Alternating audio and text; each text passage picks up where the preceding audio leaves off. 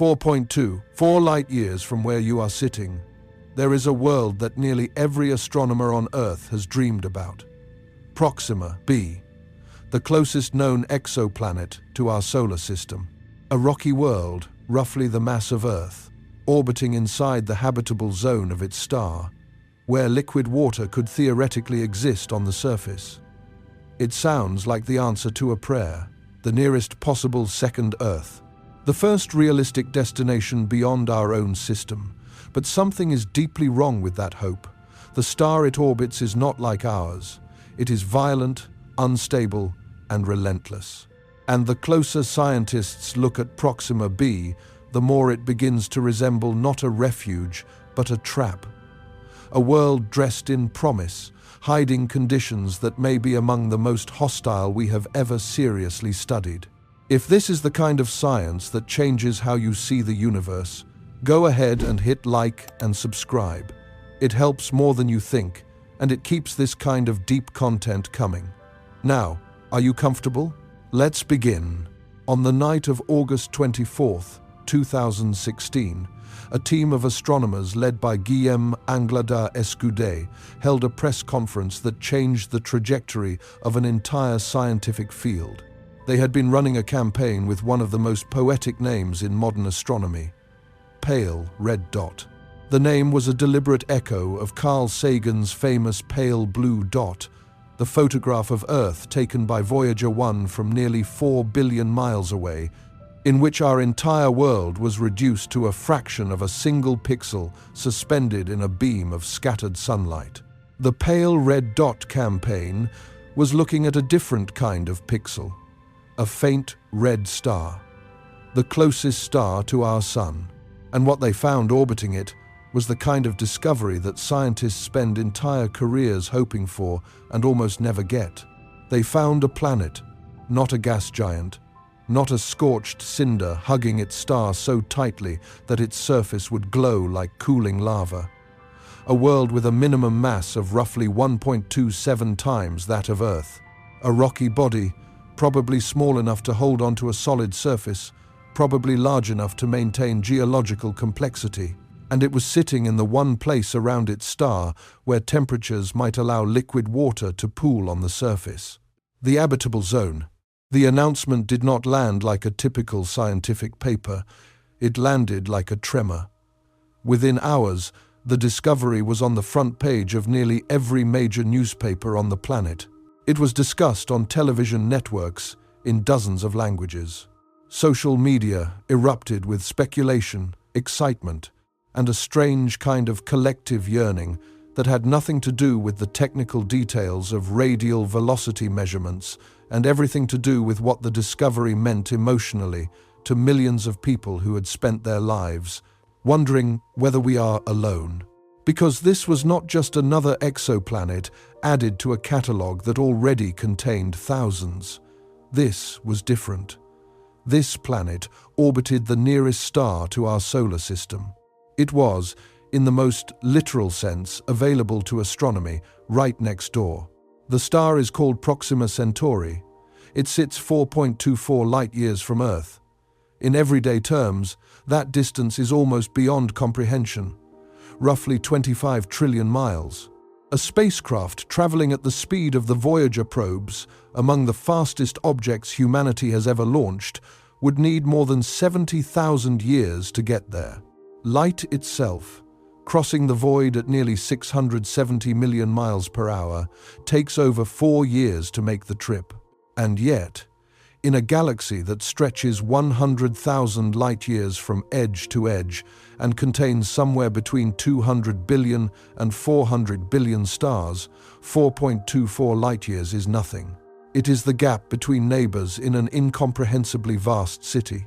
It is close enough that when you step outside on a clear night in the southern hemisphere, you can see the star system Proxima Centauri belongs to with your naked eye, not Proxima itself. It is far too dim for that. But Alpha Centauri A and B, the bright binary pair that Proxima orbits at an enormous distance, shine as one of the brightest points of light in the southern sky. The nearest star system to ours is visible without a telescope. And now, It had a planet. To understand why the discovery carried such weight, you need to understand how rare it is for proximity and promise to coincide. Astronomers have confirmed thousands of exoplanets. The Kepler Space Telescope alone found more than 2,600. The Transiting Exoplanet Survey satellite has added thousands more. We know that planets are common. Statistically, nearly every star in the galaxy has at least one. Some have 5, some have 8, some have systems as complex as our own. The raw number of worlds out there is almost certainly in the trillions.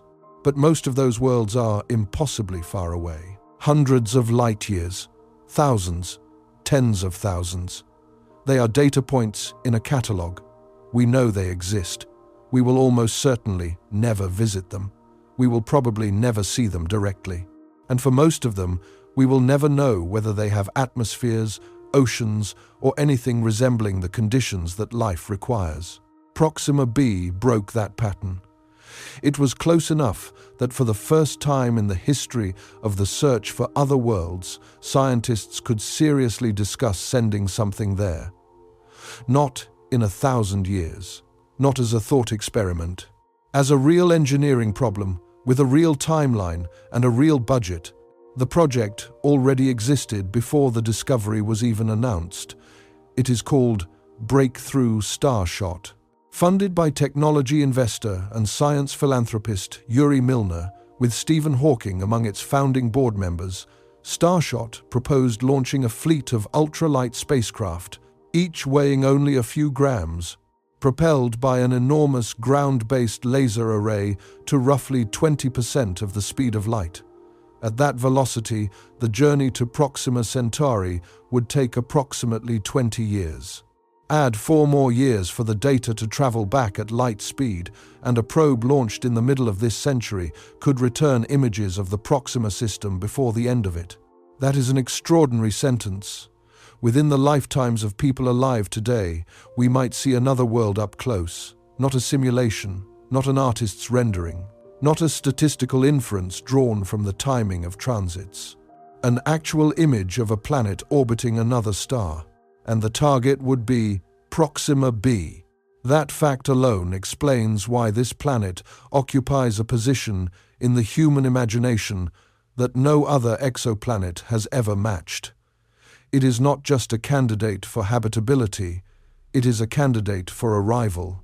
It sits at the intersection of scientific significance and emotional reach in a way that makes it unlike anything else on the list of known worlds. Other exoplanets may be more Earth-like, others may sit in more stable systems, others may have better odds of hosting liquid water or retaining an atmosphere, but none of them are this close. And closeness, in a universe built on distances that crush the human spirit, matters more than almost anything else. Let us be precise about what was actually discovered and what remains uncertain, because the gap between those two categories is where the real story lives. The detection method used by the pale red dot team was radial velocity, also known as Doppler spectroscopy. The principle is elegant and indirect. When a planet orbits a star, it does not simply circle a stationary object. Both the star and the planet orbit their common center of mass. For a star as small as Proxima Centauri and a planet as light as Proxima b, that center of mass sits very close to the star itself, almost inside it. But not exactly at the center. The star wobbles. It moves toward us and away from us in a tiny rhythmic pattern as the planet tugs on it during each orbit. That wobble shows up in the star's light. When the star moves toward Earth, its light is compressed slightly toward the blue end of the spectrum. When it moves away, the light stretches slightly toward the red end. The shift is minuscule. For Proxima b, the star's velocity change is roughly 1.4 meters per second, walking speed. But modern spectrographs can detect it. The Pale Red Dot campaign used the HARP spectrograph at the European Southern Observatory's 3.6-meter telescope in La Silla, Chile. They combined new observations with archival data stretching back years. The signal emerged slowly. a periodic wobble repeating every 11.2 days, consistent with a planet orbiting at a distance of approximately 0.0485 astronomical units from the star. That orbital distance deserves a moment of context.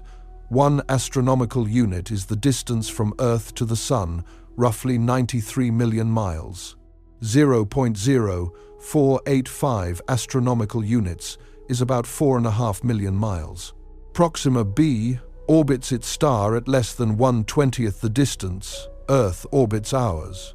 If you placed Proxima b in our solar system at that distance from the Sun, it would be deep inside the orbit of Mercury, the closest planet to our star, baking at temperatures that would melt lead.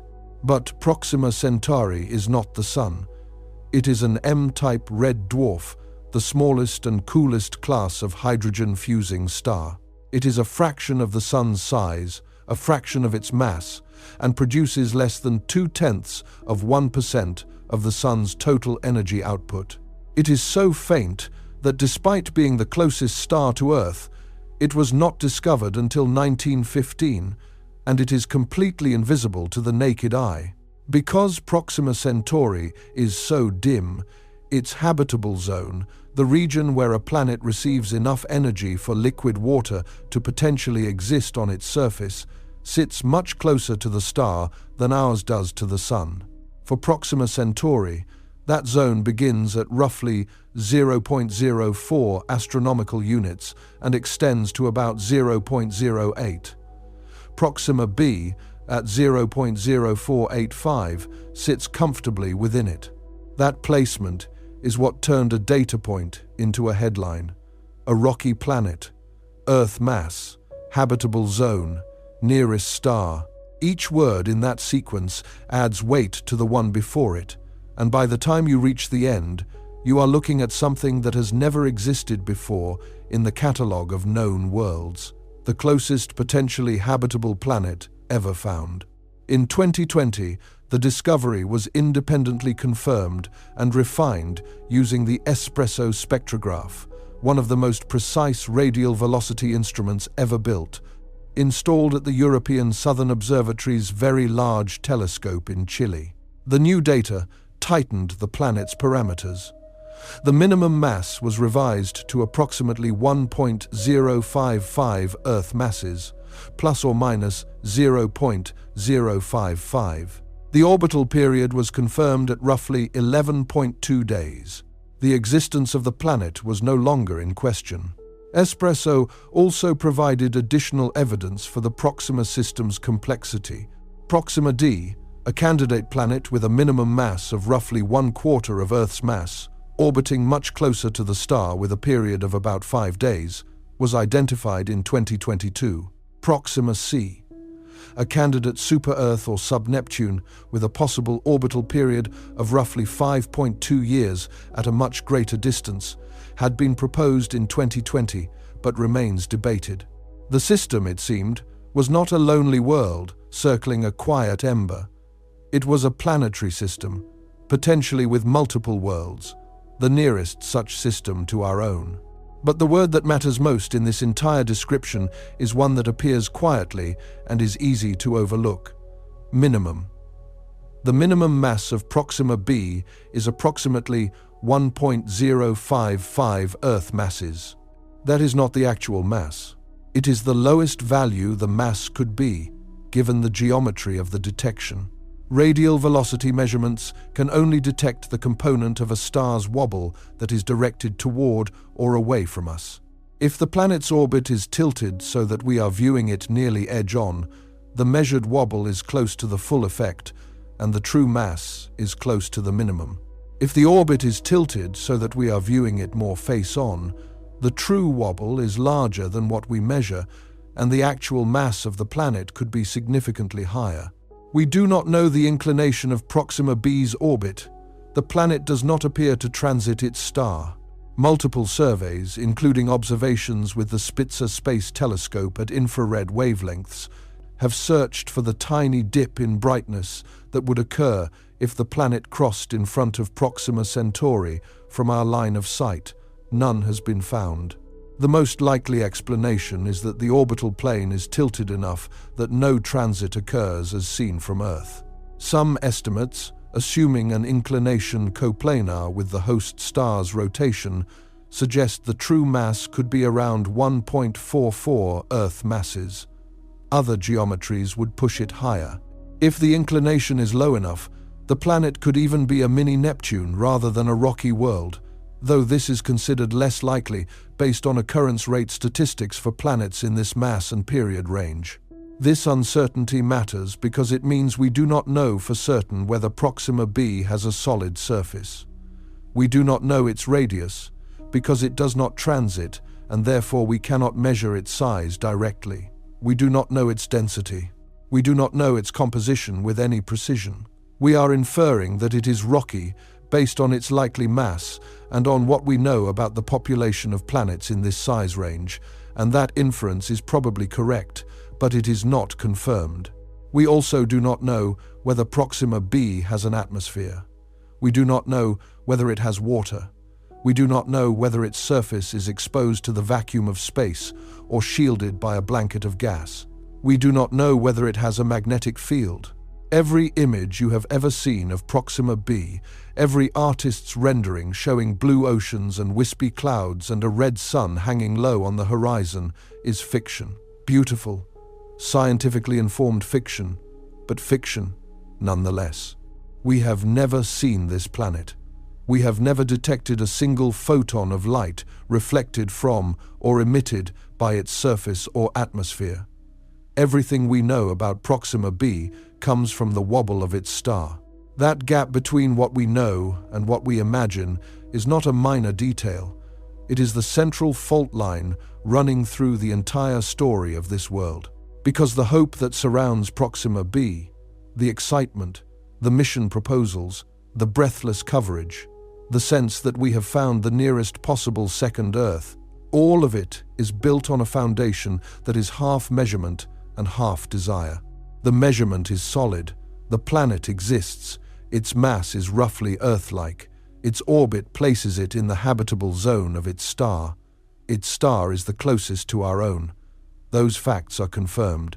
The desire is where the trouble starts, because desire fills gaps. It rounds up uncertainties. It assumes the best when the data is silent. And when you are dealing with a planet that sits 4.24 light-years away, orbiting a star you cannot see with your eyes, detected only by the faintest rhythmic pull on a spectrograph, the gaps are enormous. And what fills them is not data, it is longing. Humanity has been asking whether we are alone for as long as we have had the language to form the question. Every culture that has looked at the night sky has wondered whether other worlds exist, whether other beings walk under other suns, whether the silence of the cosmos means emptiness or something else. The discovery of Proxima b did not answer that question, but it did something almost as powerful. It gave the question an address, a specific location, a destination that felt, for the first time in history, within theoretical reach. And that is precisely what makes what comes next so difficult to absorb. Because the address is real. The planet is there. The habitable zone placement is confirmed. The proximity is undeniable. But the star that Proxima b orbits is not a gentle, stable, predictable furnace like our Sun. It is something else entirely. Something that the habitable zone label does not capture, and that the excitement of discovery almost entirely obscured. Proxima Centauri is one of the most violently active stars in the nearby stellar neighborhood. It belongs to a class of objects known as flare stars, red dwarfs whose magnetic activity produces sudden, intense eruptions of radiation that can briefly multiply the star's brightness by factors of tens or even hundreds. These are not rare events. They are not anomalies discovered after years of patient monitoring. They happen constantly. They happen daily. And they happen at energies that, at the orbital distance where Proxima b sits, would be catastrophic for anything resembling a habitable surface. The habitable zone is a temperature concept, It describes where a planet receives enough stellar energy for water to remain liquid on its surface, assuming certain atmospheric conditions. It does not describe safety. It does not account for radiation bombardment. It does not factor in the relentless stripping of atmospheres by stellar winds and charged particles. It does not consider what happens to a world's chemistry when its star erupts with the force of billions of nuclear detonations multiple times per year. The habitable zone tells you where a planet could have the right temperature. It says nothing about whether that planet can survive the star it orbits. And that distinction, the one between temperature and survival, between the zone where water could exist and the environment where water actually persists, is the distinction that turns the story of Proxima b from a fairy tale into something far more unsettling. From a distance, the story looks perfect. The nearest star, a rocky planet, the right temperature, the closest possible second Earth, a destination for the first interstellar mission. A name that carries the weight of 4 billion years of cosmic solitude and the hope that maybe, just maybe, we are not alone. But, from a distance, everything looks clean, everything looks safe. It is only when you get closer, when you stop looking at the orbital parameters and start looking at the star itself, that the picture changes. And what emerges when you look closely at Proxima Centauri is not a quiet neighbor. It is a furnace wrapped in magnetic violence, erupting with energies that dwarf anything our own sun produces relative to its size, bathing everything within its reach in a storm of radiation that has not paused for billions of years and shows no sign of stopping. The world we want to believe in is orbiting inside that storm, and the question we need to answer next is what that storm actually does to a planet unlucky enough to sit at its center. To understand why Proxima b may be one of the most dangerous worlds near Earth, you have to stop looking at the planet and start looking at the star, because the planet did nothing wrong. It formed where it formed. It orbits where it orbits. Whatever surface it has, whatever atmosphere it may or may not possess, whatever chemistry operates on or beneath its crust, those things are consequences. The cause is the object at the center of the system, and that object is unlike anything in our daily experience of the sky. When most people think of a star, they think of our sun, a stable, bright, yellow-white sphere that has been burning steadily for 4.5 billion years and will continue doing so for roughly another 5 billion. The sun has flares.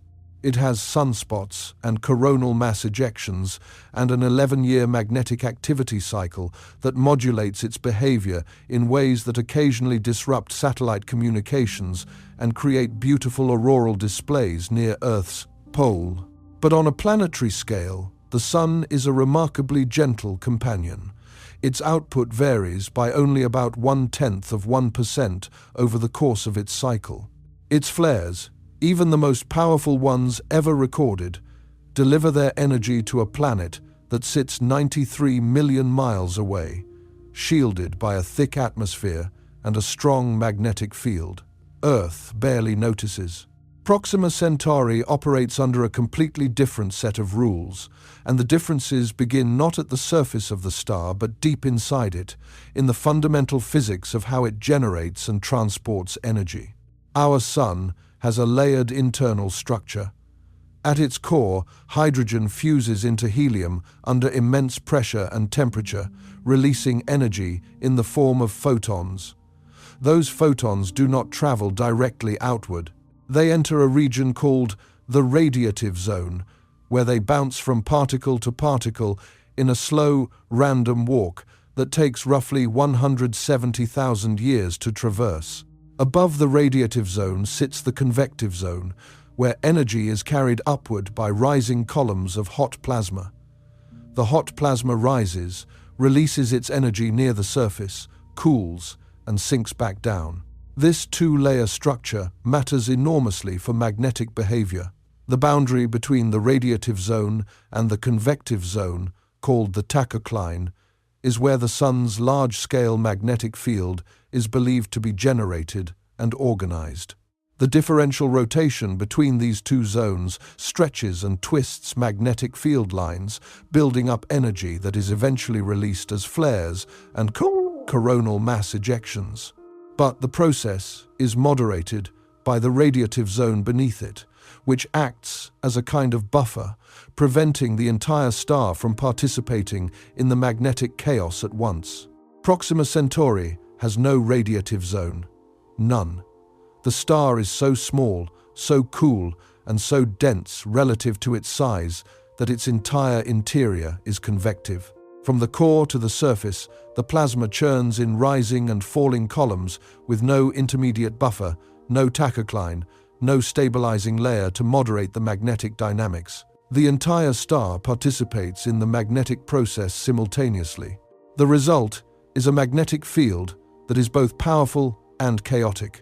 Proxima Centauri's average magnetic field intensity has been measured at roughly 600 Gauss, plus or minus 150. For comparison, the Sun's average surface field is roughly 1 Gauss, though it concentrates to thousands of Gauss in localized sunspot regions. Proxima Centauri's field is not just strong in spots. It is strong everywhere, threaded through the entire convective envelope, constantly being twisted, tangled, and amplified by the turbulent plasma motions occurring throughout the star. When those tangled magnetic field lines become sufficiently stressed, they snap and reconnect. The reconnection releases stored magnetic energy in an explosive burst that accelerates electrons to speeds approaching the speed of light and heats plasma to tens of millions of degrees. The energy radiates outward across the entire electromagnetic spectrum, from radio waves to X-rays, and the explosion ejects streams of charged particles into the surrounding space. That is a stellar flare. And on Proxima Centauri, stellar flares are not exceptional events. They are a constant feature of the star's behavior. They happen every day. They happen multiple times per day. And the most powerful among them reach energies that, relative to the star's size and baseline luminosity, dwarf anything our Sun has ever produced in recorded history.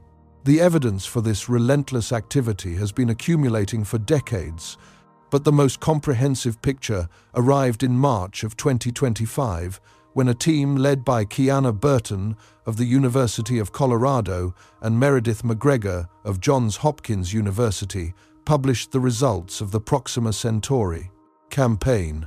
Using approximately 50 hours of observations with the Atacama Large Millimeter Submillimeter Array, known as ALMA, the team catalogued flare activity at millimeter wavelengths, a part of the electromagnetic spectrum that had never been systematically surveyed for any M-dwarf star before.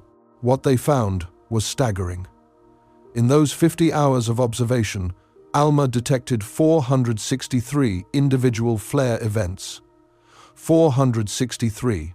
That is roughly 9 flares per hour, or 1 every 6.5 minutes on average. Some of those flares lasted only 3 seconds. Others persisted for 16 seconds or longer. Their energies ranged from 10 to the 24th ergs to 10 to the 27th ergs, spanning 3 orders of magnitude. And the flare frequency distribution, the mathematical relationship between how often flares occur and how much energy they carry, followed a power law with an index far steeper than what had been measured at optical wavelengths.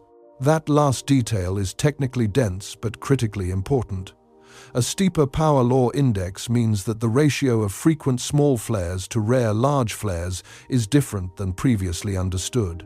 The millimeter data revealed that Proxima Centauri's flaring is even more active at these wavelengths than visible light observations had suggested. As McGregor summarized, if you only look in optical wavelengths, you are missing critical information. The millimeter observations matter because they trace a specific physical process. Millimeter wavelength emission from stellar flares is associated with gyrosynchrotron radiation, which is produced when charged particles, primarily electrons, spiral around magnetic field lines at relativistic speeds. Detecting this radiation provides direct constraints on the population of accelerated particles associated with each flare, and accelerated particles are not just light, they are physical projectiles. Protons and heavier ions accelerated during flares are called stellar energetic particles, and when they strike a planetary atmosphere, they initiate chemical reactions that can destroy ozone, dissociate water molecules, and alter the composition of the upper atmosphere in ways that compound over time. The ALMA study was not the first indication that Proxima Centauri was this active. The breadcrumbs had been appearing for years, each one adding another layer of concern to the habitability picture. But the flares, as destructive as they are in terms of radiated energy, may not even be the most dangerous component of Proxima Centauri's outbursts. There is another phenomenon that accompanies stellar flares, one that is harder to observe, harder to quantify, and potentially far more damaging to a planetary atmosphere than the radiation itself. Coronal mass ejections. A coronal mass ejection is not a flash of light, it is a physical object. During the magnetic reconnection event that produces a flare, the star can also eject a massive bubble of magnetized plasma outward into space. On the Sun, a typical coronal mass ejection contains roughly 1 billion to 10 billion tons of material, moving at speeds between 300 and 3,000 kilometers per second. When one strikes Earth's magnetosphere, it compresses the magnetic field, drives electrical currents through the upper atmosphere, and can produce geomagnetic storms. Earth's magnetic field absorbs the blow. The atmosphere survives. For a planet orbiting at Proxima B's distance from a star as active as Proxima Centauri, the situation is fundamentally different. The coronal mass ejection does not merely compress the magnetosphere. If the planet's magnetic field is weak or absent, the ejected plasma interacts directly with the upper atmosphere. The magnetized plasma wraps around the planet, and the dynamic pressure of the incoming material strips atmospheric ions away from the day side and funnels them into a tail structure extending behind the planet. Each coronal mass ejection peels away a layer of atmosphere. Not a large layer, not one you would notice in a single event. But the process is cumulative, and it operates on timescales of billions of years. On the Sun, coronal mass ejections accompany the majority of major flares. For the most powerful events, the association rate exceeds 80%. Some flares produce no ejection. Some ejections occur without a detectable flare. But the correlation is strong enough that solar physicists treat large flares and coronal mass ejections as closely linked phenomena, with the probability of an accompanying ejection increasing steeply with flare energy. We cannot directly observe coronal mass ejections from Proxima Centauri. The star is too far away, and the ejected plasma does not produce a signal detectable with current instruments at interstellar distances. But if the solar association holds, and there is no established physical reason why it would not for a fully convective M-dwarf, then the superflare rate of 3 to 8 events per year implies multiple coronal mass ejections per year, striking whatever occupies Proxima B's orbital space. Some of those ejections would carry kinetic energies sufficient to severely compress or entirely overwhelm a planetary magnetic field of moderate strength. For a planet with a weak or non-existent magnetic field, the ejected plasma would reach the upper atmosphere directly, and the atmospheric loss per event would be correspondingly higher. There is an additional subtlety that makes the coronal mass ejection problem worse at Proxima B's orbital distance than simple scaling from solar system analogues might suggest. At 0.0485 astronomical units, the planet may sit within the star's Alfvén surface, the boundary at which the stellar wind transitions from being magnetically connected to the star to flowing freely outward.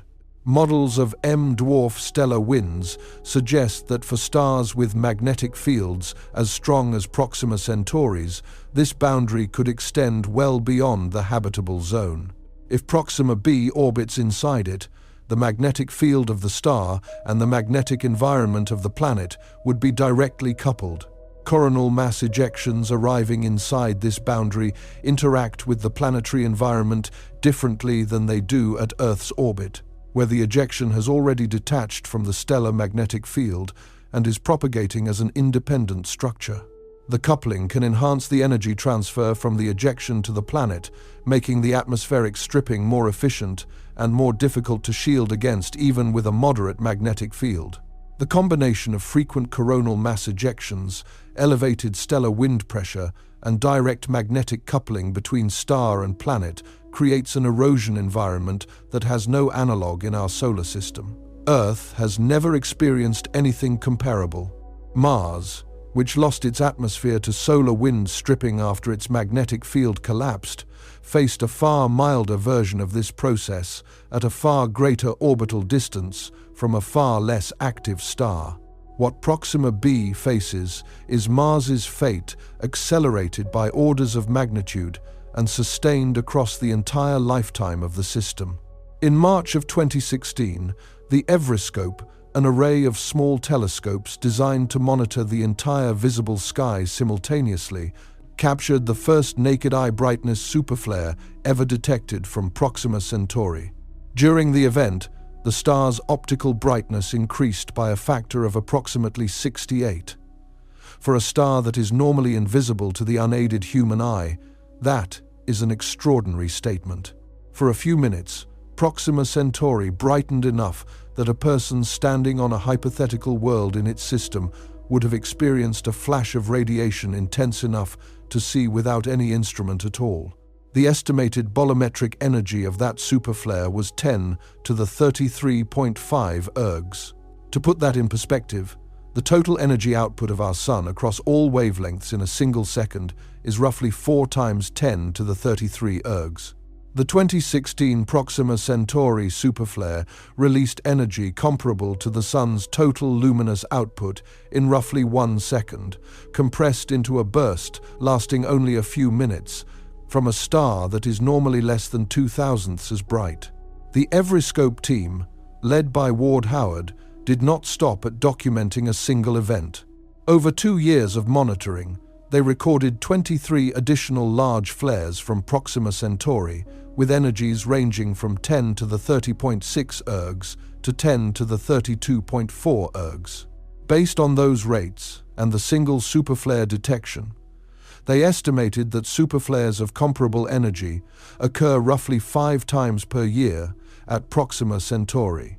Later analyses using data from the transiting exoplanet survey satellite refined and reinforced these estimates, suggesting that superflares with energies exceeding 10 to the 33rd ergs occur approximately 3 to 8 times per year, and events an order of magnitude more energetic, 10 to the 34th ergs, may occur roughly every other year. Then came May 1st, 2019. A dedicated multi-wavelength campaign involving 9 telescopes simultaneously monitoring Proxima Centauri across radio, millimeter, optical, and far ultraviolet wavelengths captured the most powerful flare ever recorded from the star.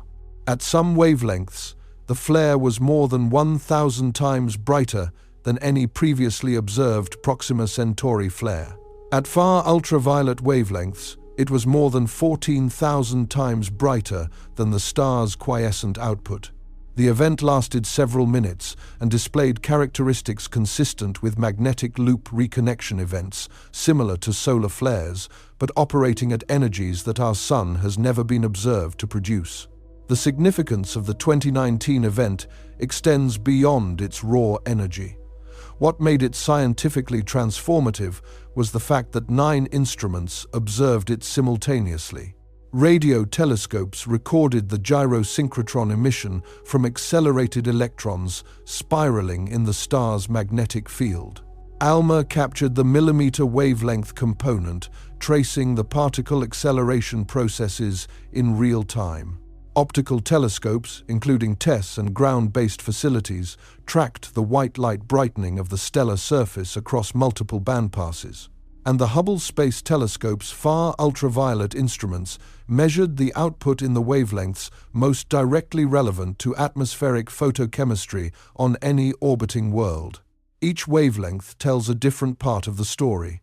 Radio and millimeter observations reveal the population of accelerated particles and the strength of the magnetic fields confining them. Optical observations show the thermal response of the stellar photosphere to the energy deposited by the flare. Far ultraviolet observations measure the radiation most capable of breaking apart atmospheric molecules on any nearby planet, the wavelengths that dissociate water, destroy ozone, and ionize the upper layers of an atmosphere. Seeing all of these components simultaneously from the same event for the first time from any M-dwarf star allowed the team to reconstruct the flare's physics in a way that had never been possible before.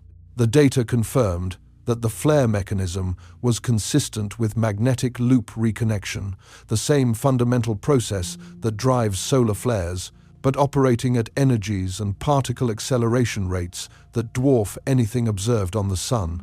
The flare was not exotic physics. It was familiar physics, operating at an unfamiliar scale.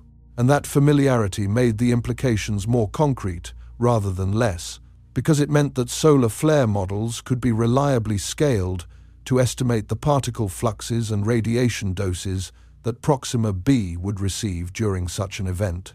Meredith McGregor, who led that study as well, described the implications with scientific restraint that barely concealed the severity. "A human being on this planet," she said, "would have a bad time." That phrase, delivered with the careful understatement of a professional astronomer, carries a weight that becomes clearer when you consider what these flares actually deliver to a planet orbiting at Proxima b's distance. Proxima b orbits at 0.0485 astronomical units. That is roughly 7.25 million kilometers from its star. Earth orbits at 150 million kilometers from the Sun. The inverse square law governs how radiation intensity diminishes with distance. A planet 20 times closer to its star receives 400 times the radiation flux per unit area from any given flare, compared to a planet at Earth's distance from the same event. But Proxima Centauri is not the Sun, so the comparison needs careful handling. In terms of baseline luminosity, Proxima b receives roughly 65% of the total stellar flux that Earth receives from the Sun. That is why it sits in the habitable zone. The temperature math works out. But flares are not baseline luminosity. They are transient eruptions that can multiply the star's output by factors of hundreds to thousands across specific wavelength ranges. And the wavelength ranges that increase most dramatically during flares are precisely the ones that matter most for atmospheric chemistry and biological survival. Ultraviolet radiation, X-rays, extreme ultraviolet. During the 2019 superflare, Proxima Centauri's far ultraviolet output briefly exceeded the far ultraviolet flux that Earth receives from the Sun during a major solar flare. Despite Proxima Centauri being thousands of times dimmer than the Sun under normal conditions, the flare's energy was concentrated in exactly the wavelengths that penetrate upper atmospheres, dissociate molecules, ionize gases, and drive chemical reactions that strip away protective layers. And then, there are the particles. Stellar flares do not only emit light, they also accelerate protons and heavier ions to enormous velocities and eject them outward in streams called stellar energetic particle events, often accompanied by coronal mass ejections, massive bubbles of magnetized plasma launched from the star's outer atmosphere into the surrounding space. We cannot directly measure the particle flux from Proxima Centauri's flares. The star is too far away.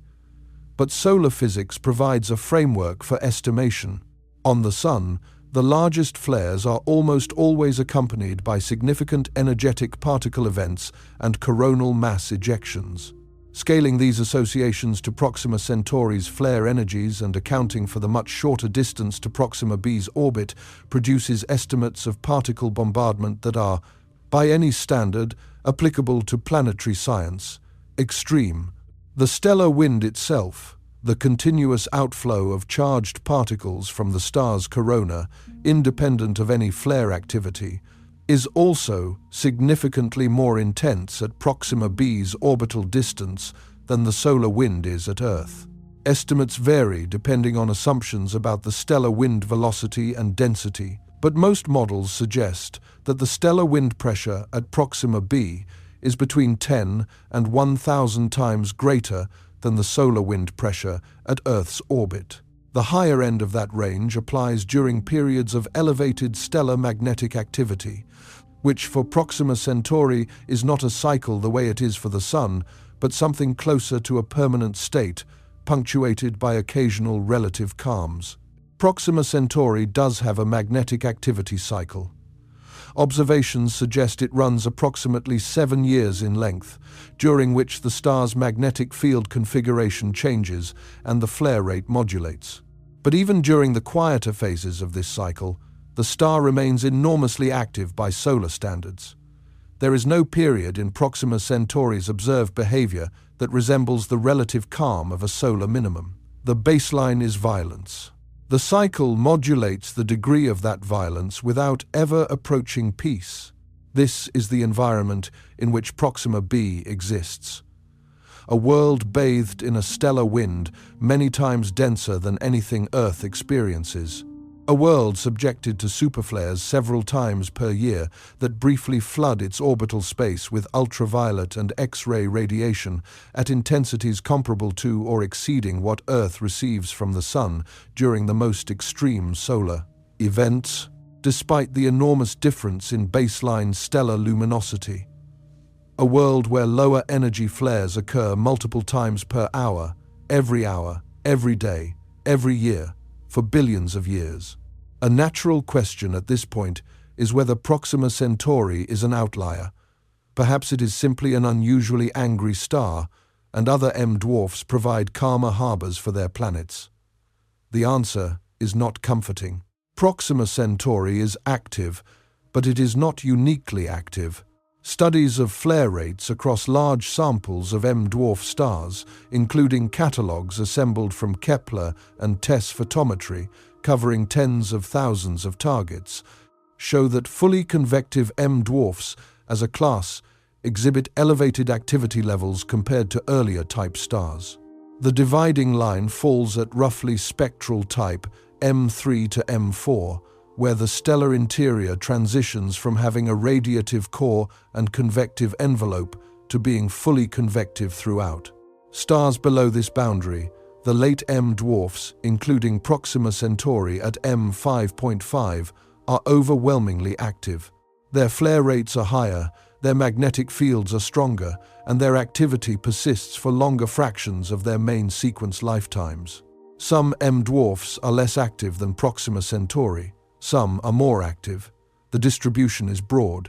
But the key finding from population studies is that the activity problem is not specific to one star.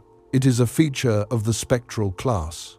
Any habitable zone planet orbiting a late M dwarf faces a version of the same challenge that Proxima B faces. The details vary.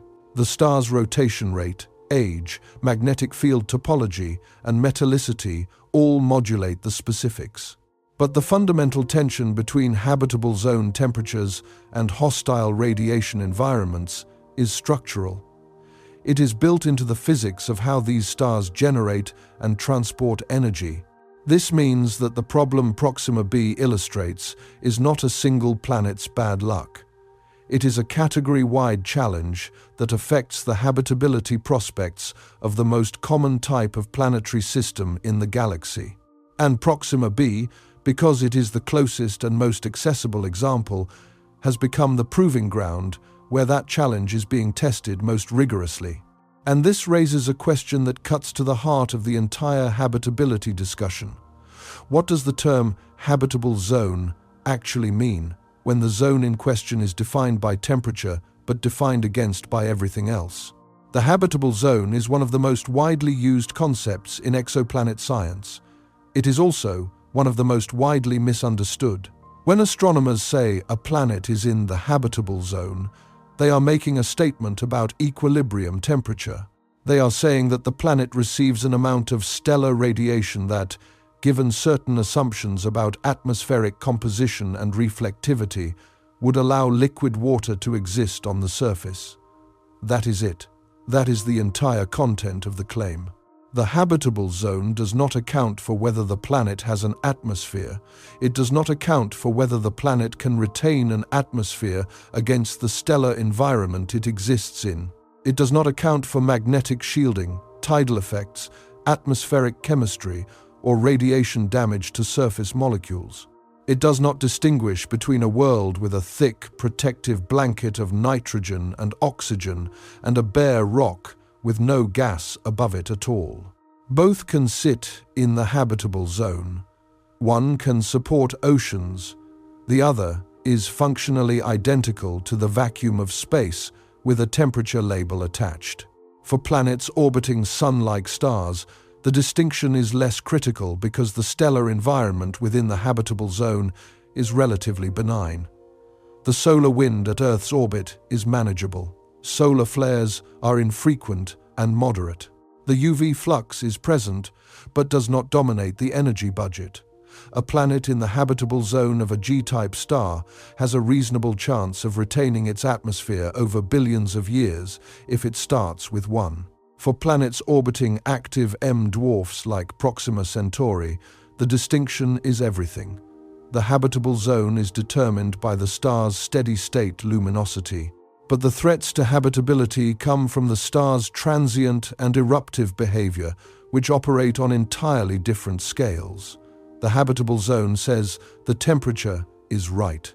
The flare activity, the stellar wind, the X-ray flux, and the particle bombardment say the environment may be lethal. This is not a speculative concern raised by cautious theorists hedging their bets. It is the central question of M-dwarf habitability, and it affects far more than one planet. And Proxima Centauri is not an outlier in the stellar census. Red dwarfs like it are the most common type of star in the galaxy by an enormous margin. Most of the habitable zone rocky planets we have found orbit stars like this one. If the environment around these stars consistently overwhelms the temperature benefit that their habitable zones provide, then the number of genuinely habitable worlds in the galaxy drops by a staggering margin. Proxima b is the test case. It is the nearest, the most studied, the most emotionally invested example of the M-dwarf habitability question. And everything we have learned about its star in the years since its discovery has pushed the answer in one direction. The 2025 ALMA study did not just confirm that Proxima Centauri flares at millimeter wavelengths, it demonstrated that the flaring is even more frequent and energetically significant than optical monitoring alone had revealed. The steep power law of the millimeter flare frequency distribution implies that the star is producing accelerated particles at rates that compound the already severe concerns about atmospheric erosion, ozone destruction, and surface radiation exposure.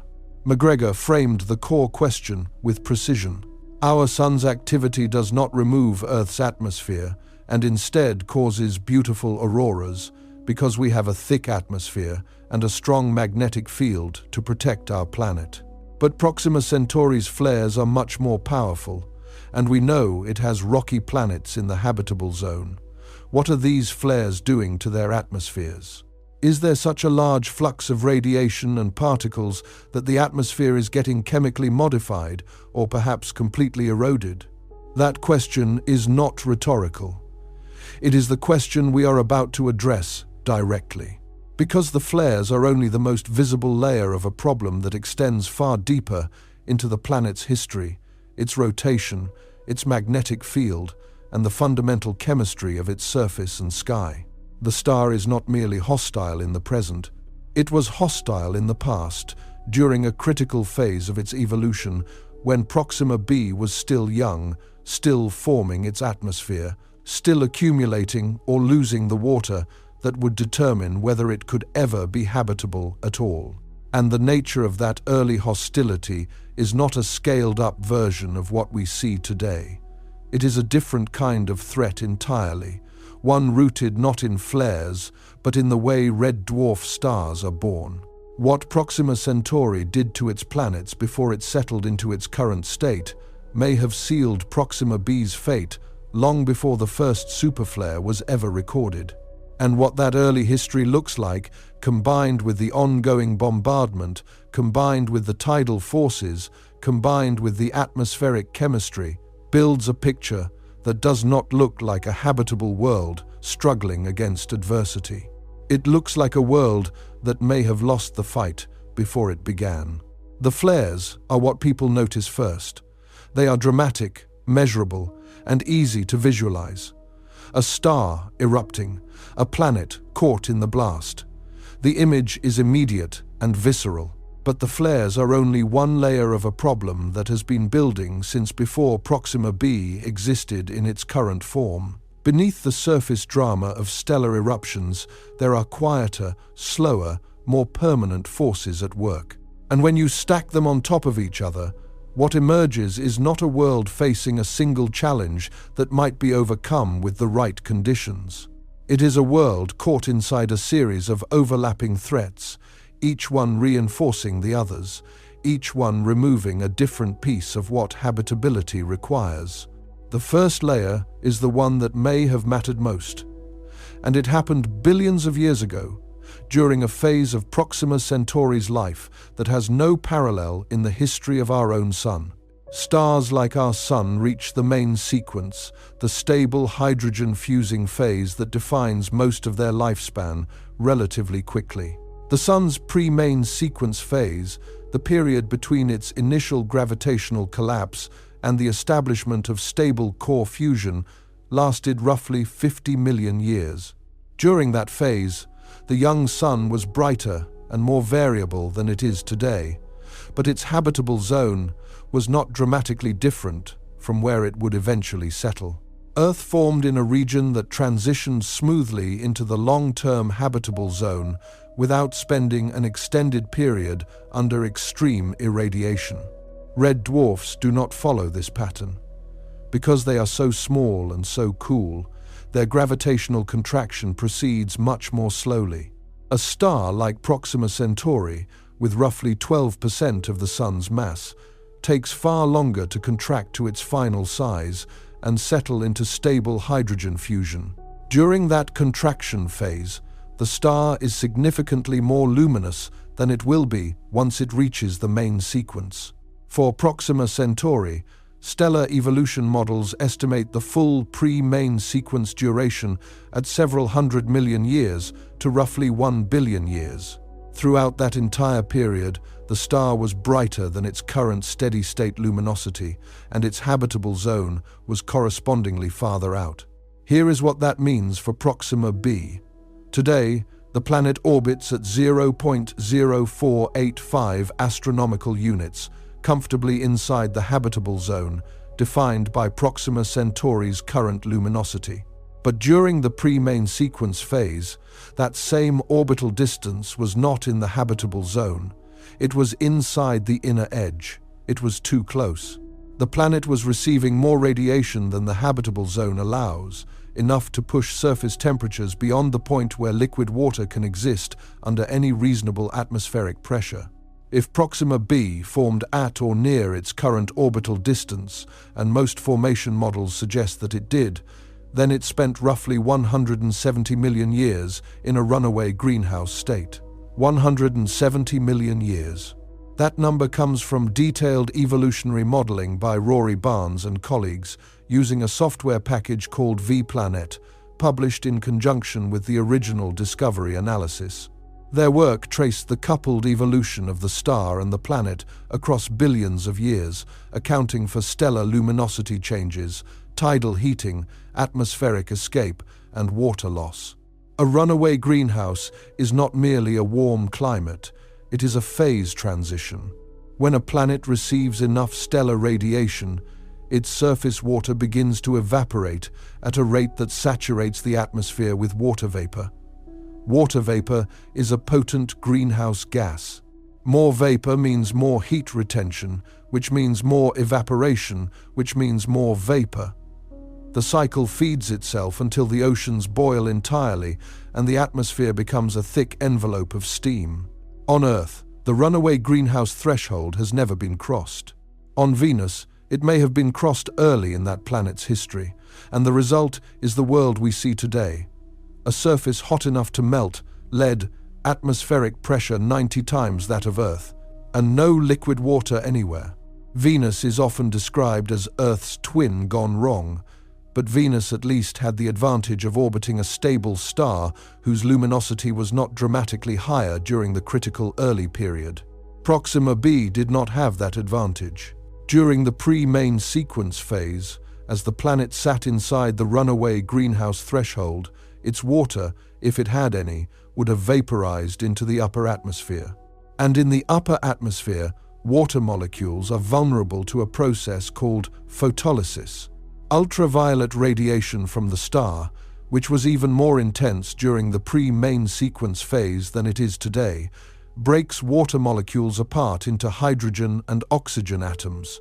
Hydrogen, the lightest element, can reach escape velocity at the top of a hot atmosphere and be lost to space permanently. The oxygen left behind can either accumulate as a thick abiotic oxygen atmosphere or be absorbed into the planet's surface through oxidation of crustal minerals. The critical variable is how much water the planet started with. The V-planet modeling estimated that Proxima b could have lost up to 5 Earth oceans worth of water during the pre-main sequence greenhouse phase. 5 oceans. Earth's total surface water inventory is approximately 1.4 billion cubic kilometers. Multiply that by 5. If Proxima b formed with less water than that threshold, it arrived at the habitable zone dry. Its oceans were gone before the star even finished forming. There is a counter-argument, and it deserves honest treatment. If Proxima b formed with a substantial primordial hydrogen envelope, a thick blanket of hydrogen and helium gas captured during its formation from the protoplanetary disk, that envelope could have shielded the water beneath it from photolysis long enough for the pre-main sequence phase to end. The hydrogen envelope itself would have been stripped away by the intense radiation and stellar wind, but by the time it was gone, the star would have dimmed to its main sequence luminosity, and the habitable zone would have moved inward to encompass the planet's orbit. The water, protected during the critical window, might have survived. This scenario is physically possible. It requires specific initial conditions, enough hydrogen to provide a shield, but not so much that the planet becomes a gas-dominated world rather than a rocky one. It requires the timing of envelope loss to coincide with the star's transition to the main sequence. And it requires that subsequent processes, the ones we are about to discuss, did not finish the job that the pre-main sequence phase started. The honest assessment, shared by most researchers who have modeled this problem, is that water retention during the pre-main sequence phase is the single biggest obstacle to Proxima b's habitability. Not flares, not tidal locking, not stellar wind. The most fundamental threat came first, before any of the others had a chance to operate, and it may have already settled the question. But suppose it did not.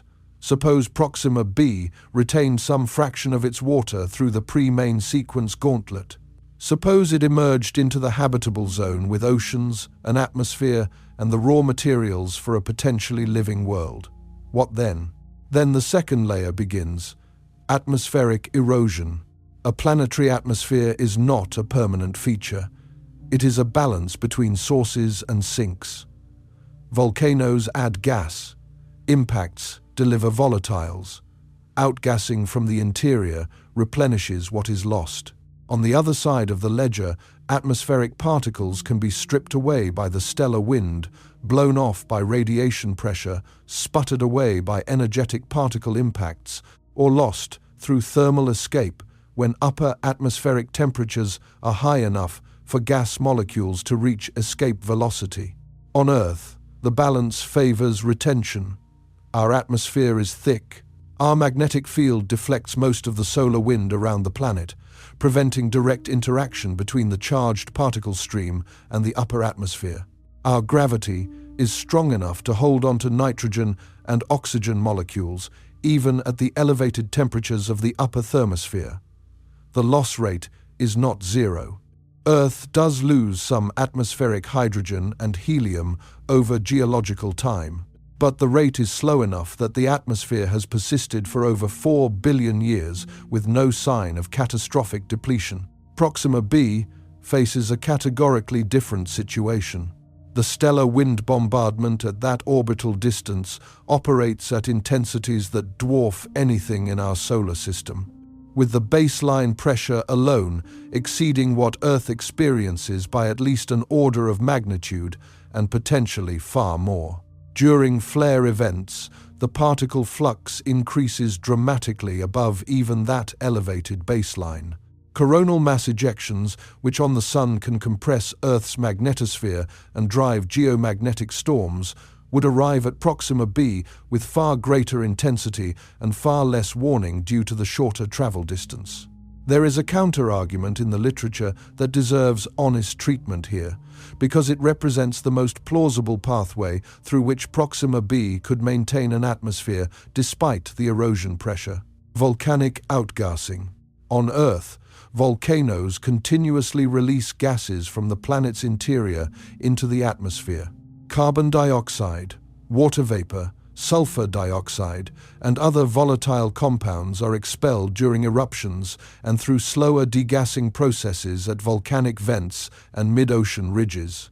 Over geological timescales, this volcanic outgassing acts as a source term in the atmospheric budget, replenishing gas that is lost through escape processes and chemical weathering. If Proxima b is geologically active, and there are plausible reasons it might be, including residual heat from formation, radiogenic heating from long-lived radioactive isotopes, and tidal heating from interactions with the star and potentially with other planets in the system, then volcanic outgassing could continuously supply new atmospheric gas.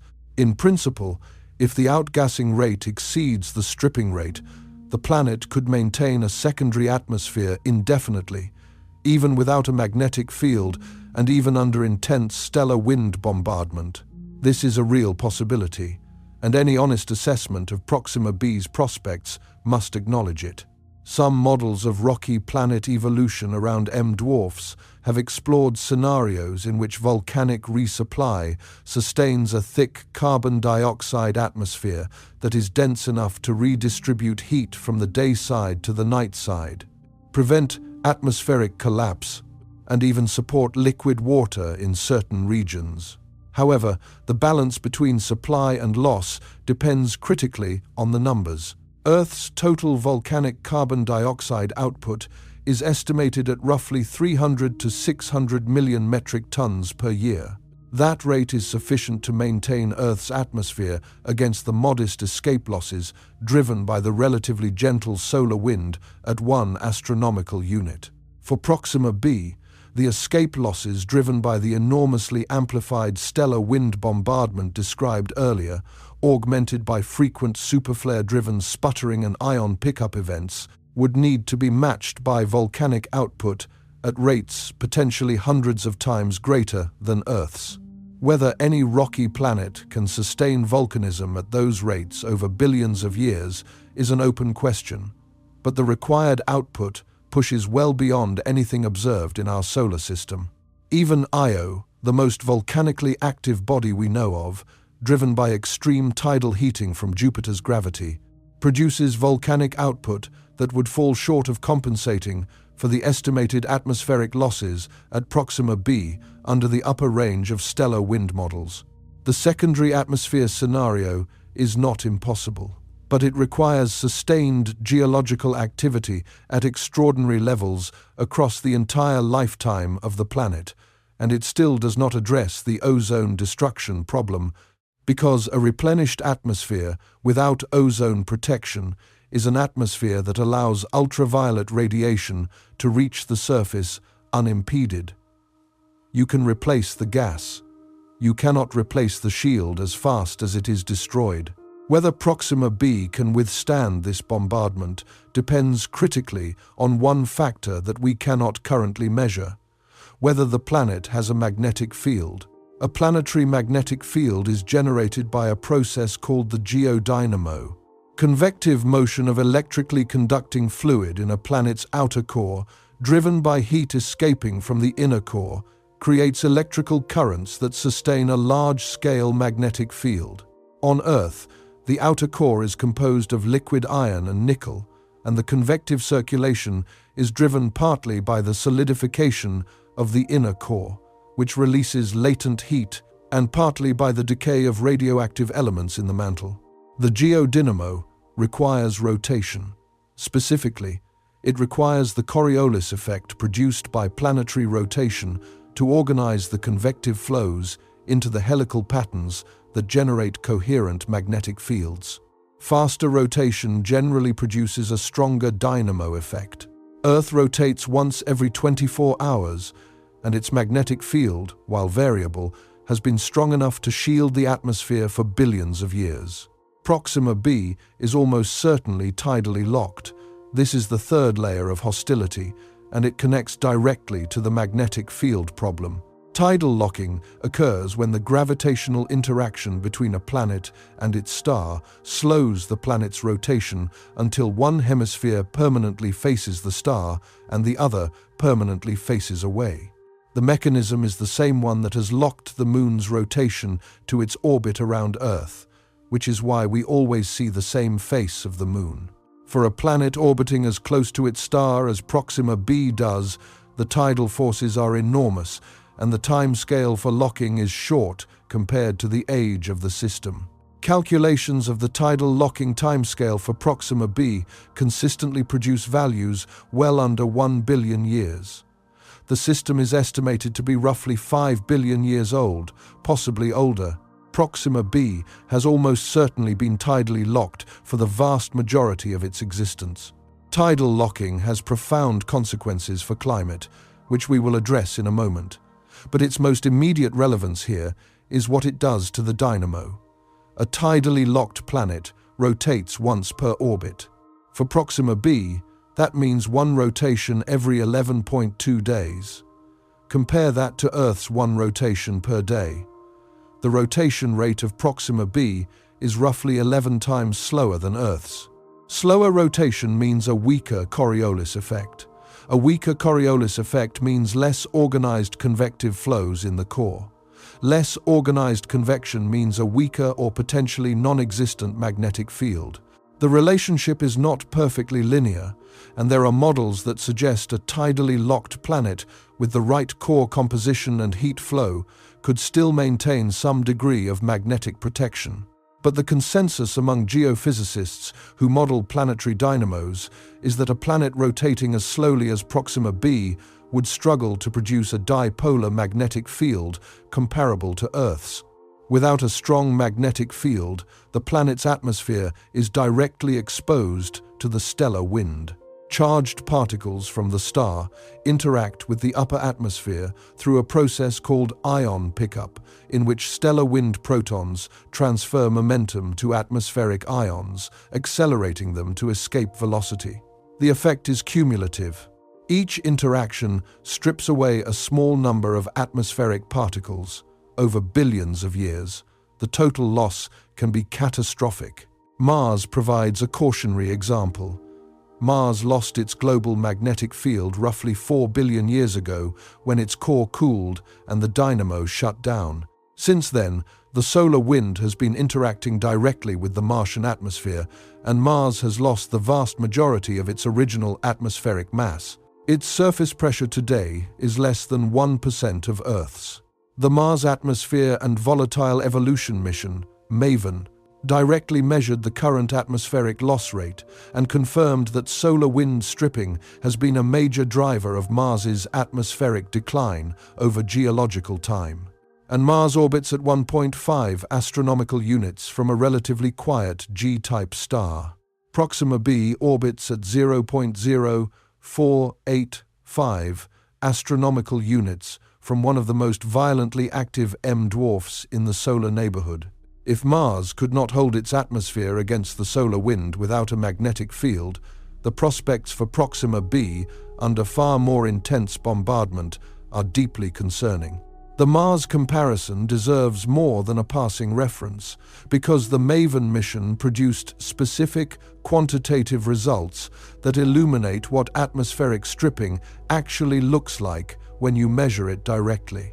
MAVEN, which arrived at Mars in September of 2014, was designed to answer a single question: what happened to the Martian atmosphere? What it found was a planet actively hemorrhaging its atmosphere through multiple distinct mechanisms operating simultaneously. The primary loss channel is ion pickup. The solar wind carries a magnetic field embedded within it.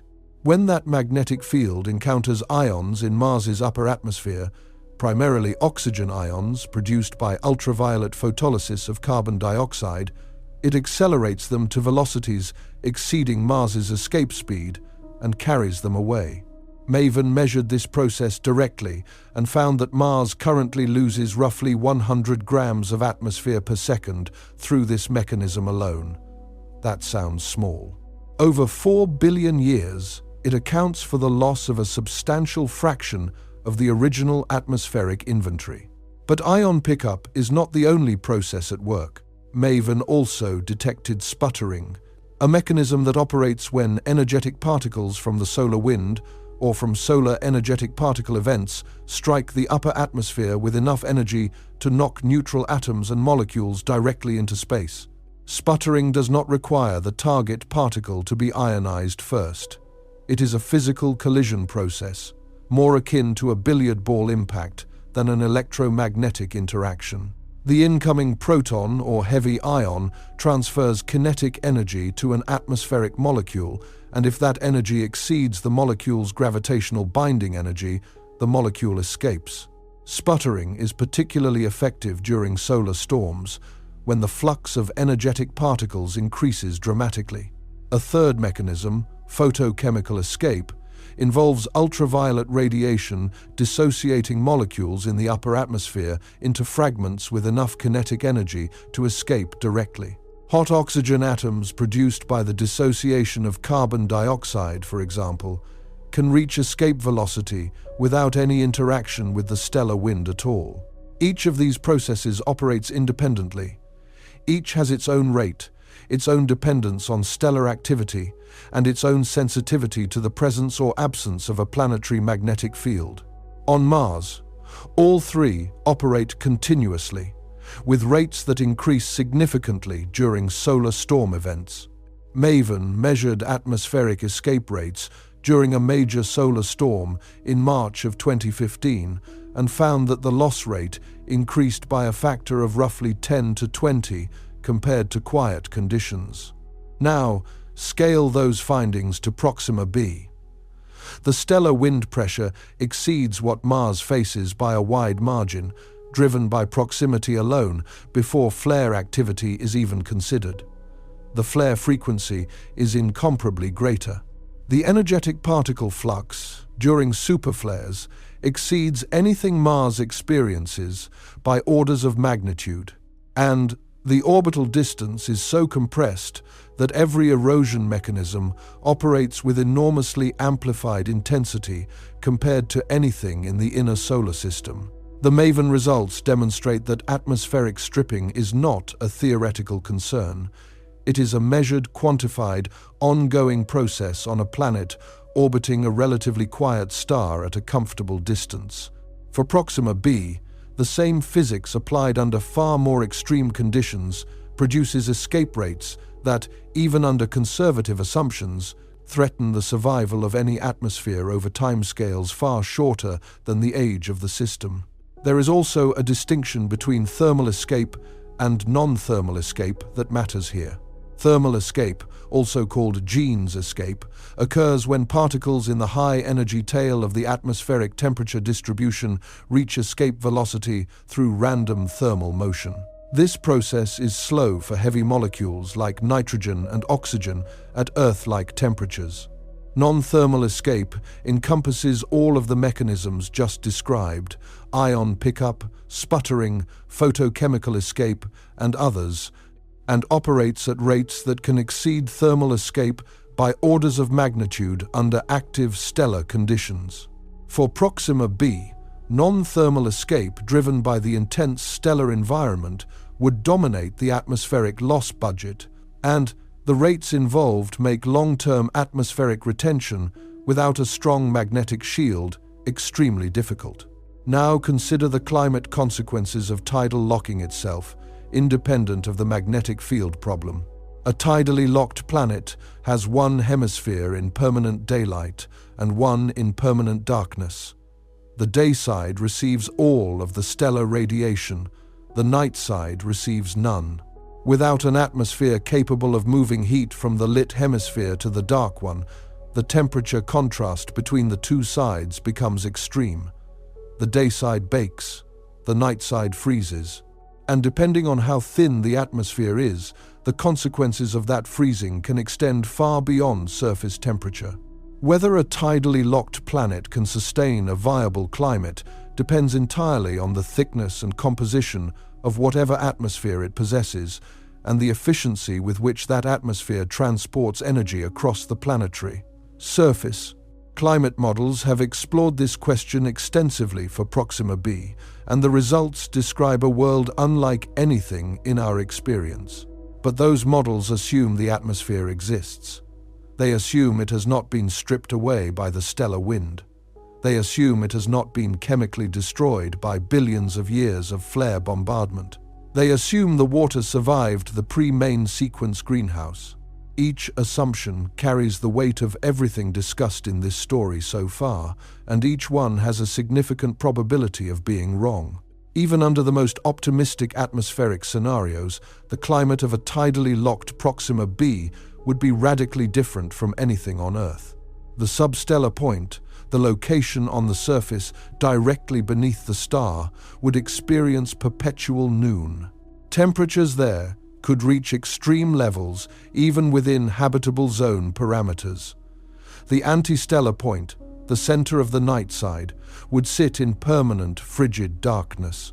Weather patterns would be dominated by a massive convective updraft at the substellar point and strong winds flowing from the day side to the night side at altitude, returning along the surface.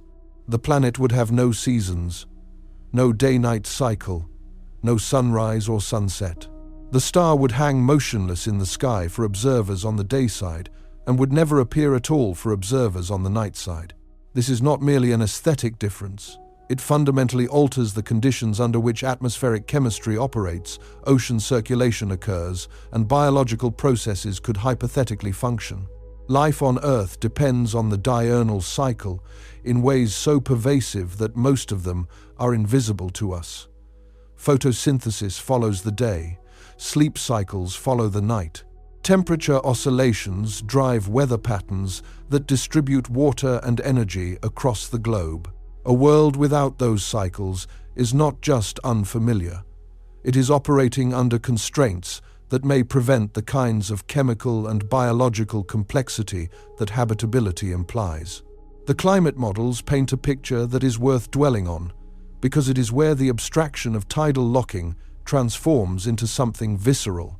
Imagine standing at the substellar point, the location on Proxima b's surface directly beneath the star. Proxima Centauri hangs motionless in the sky, a dim red disk roughly 3 times the apparent diameter of our Sun as seen from Earth, fixed permanently at the zenith. It never rises, it never sets, it never moves. The light it casts is deep red, shifted heavily toward the infrared, painting the landscape in hues that a human eye would perceive as a perpetual dim sunset.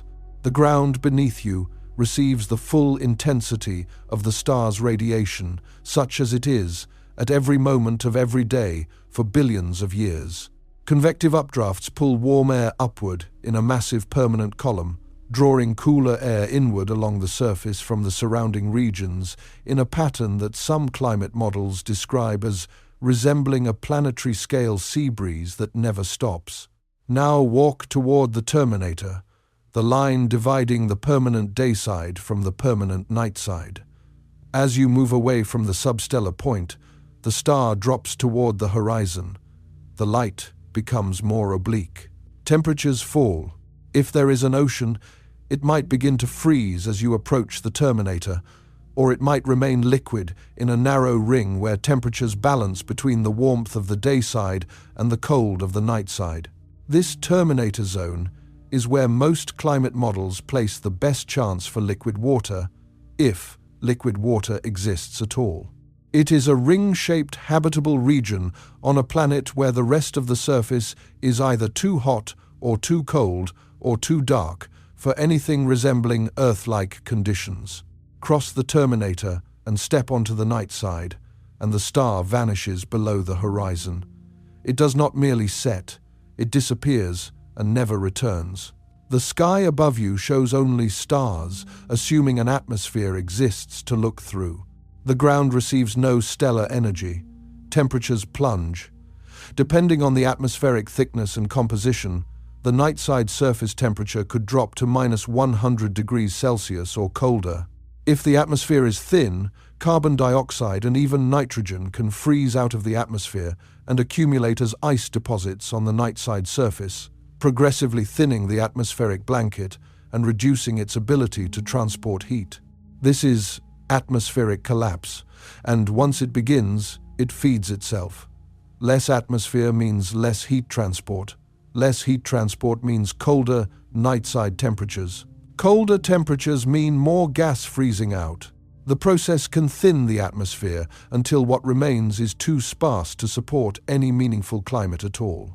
The models by Turbet and colleagues, and by Del Genio's group, explored the boundary conditions that separate a stable, tidally locked climate from atmospheric collapse.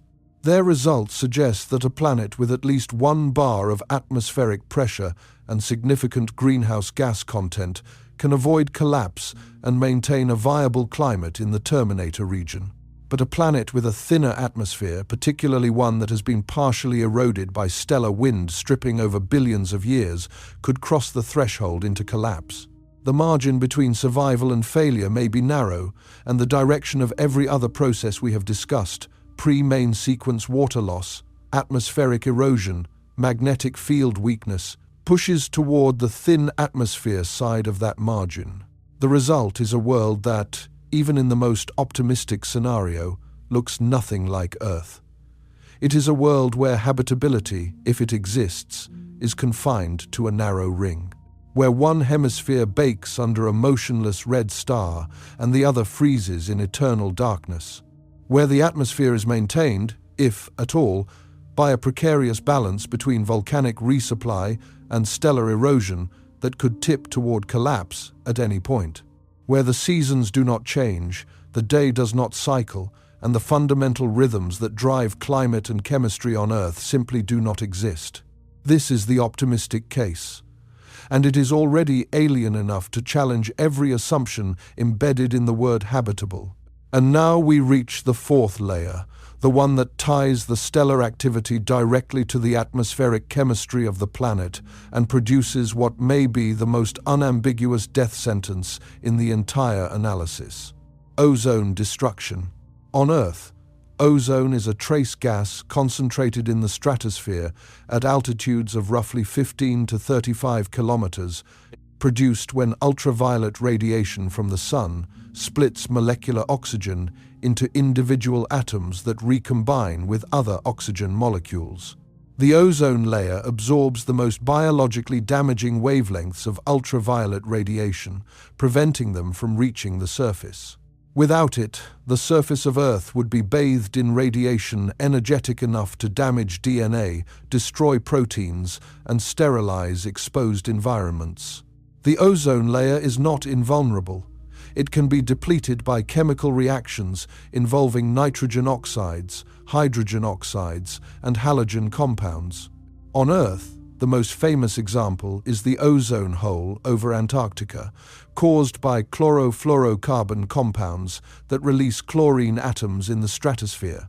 But there is another pathway to ozone destruction that operates without any industrial chemistry at all. When stellar energetic particles, the protons and heavier ions accelerated during stellar flares, strike a planetary atmosphere, they initiate a cascade of chemical reactions in the upper atmosphere.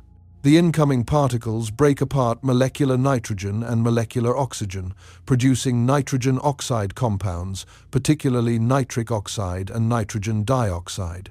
These nitrogen oxide species are extremely efficient catalytic destroyers of ozone. A single nitrogen atom can participate in a cycle that destroys thousands of ozone molecules before being removed from the stratosphere. For planets around active M dwarfs, this process is not occasional, it is chronic. Every superflare that strikes the planet's atmosphere generates a new pulse of nitrogen oxides. Every pulse destroys a fraction of whatever ozone layer the planet has managed to build. And the ozone recovery time, the period needed for photochemical processes to rebuild the layer after a depletion event, is measured in years. On Earth, the recovery time after a major solar proton event is roughly 2 to 5 years. For Proxima b, where superflares occur several times per year, the interval between depletion events is far shorter than the recovery time. The modeling on this point is unambiguous. Howard and colleagues, in their 2018 analysis of the Everyscope superflare data, calculated the photochemical effects of repeated flare-associated proton events on an Earth-like atmosphere at Proxima b's orbital distance. Their results showed that the repeated flaring could reduce the ozone column of an Earth-like atmosphere by 90% within 5 years, 90%. And complete depletion, the total destruction of the ozone layer with no ability to recover between events, could occur within several 100,000 years. For a planet that has been orbiting this star for billions of years, several 100,000 years is nothing. It is a rounding error. The ozone has been gone, if it ever existed, for an almost incomprehensible span of time. Without ozone, the full spectrum of stellar ultraviolet radiation reaches the surface. For Proxima b, the ultraviolet environment is complicated by the star's spectral characteristics. Red dwarfs emit less ultraviolet radiation than sun-like stars under quiescent conditions.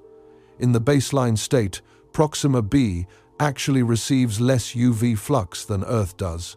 But during flares, the UV output of Proxima Centauri spikes by factors of hundreds to thousands, and those spikes arrive at a surface that has no ozone shield to absorb them.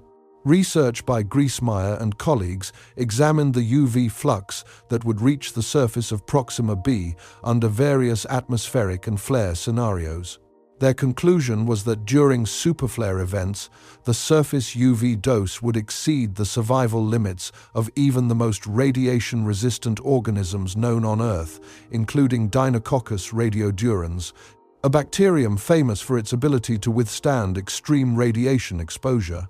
If the hardiest known terrestrial life could not survive the surface conditions during a Proxima Centauri superflare, the prospects for complex multicellular organisms, let alone anything resembling a biosphere, are essentially non-existent under those conditions.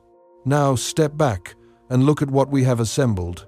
Not one threat, 4, layered on top of each other, each one operating through a different mechanism. Each one attacking a different component of what habitability requires.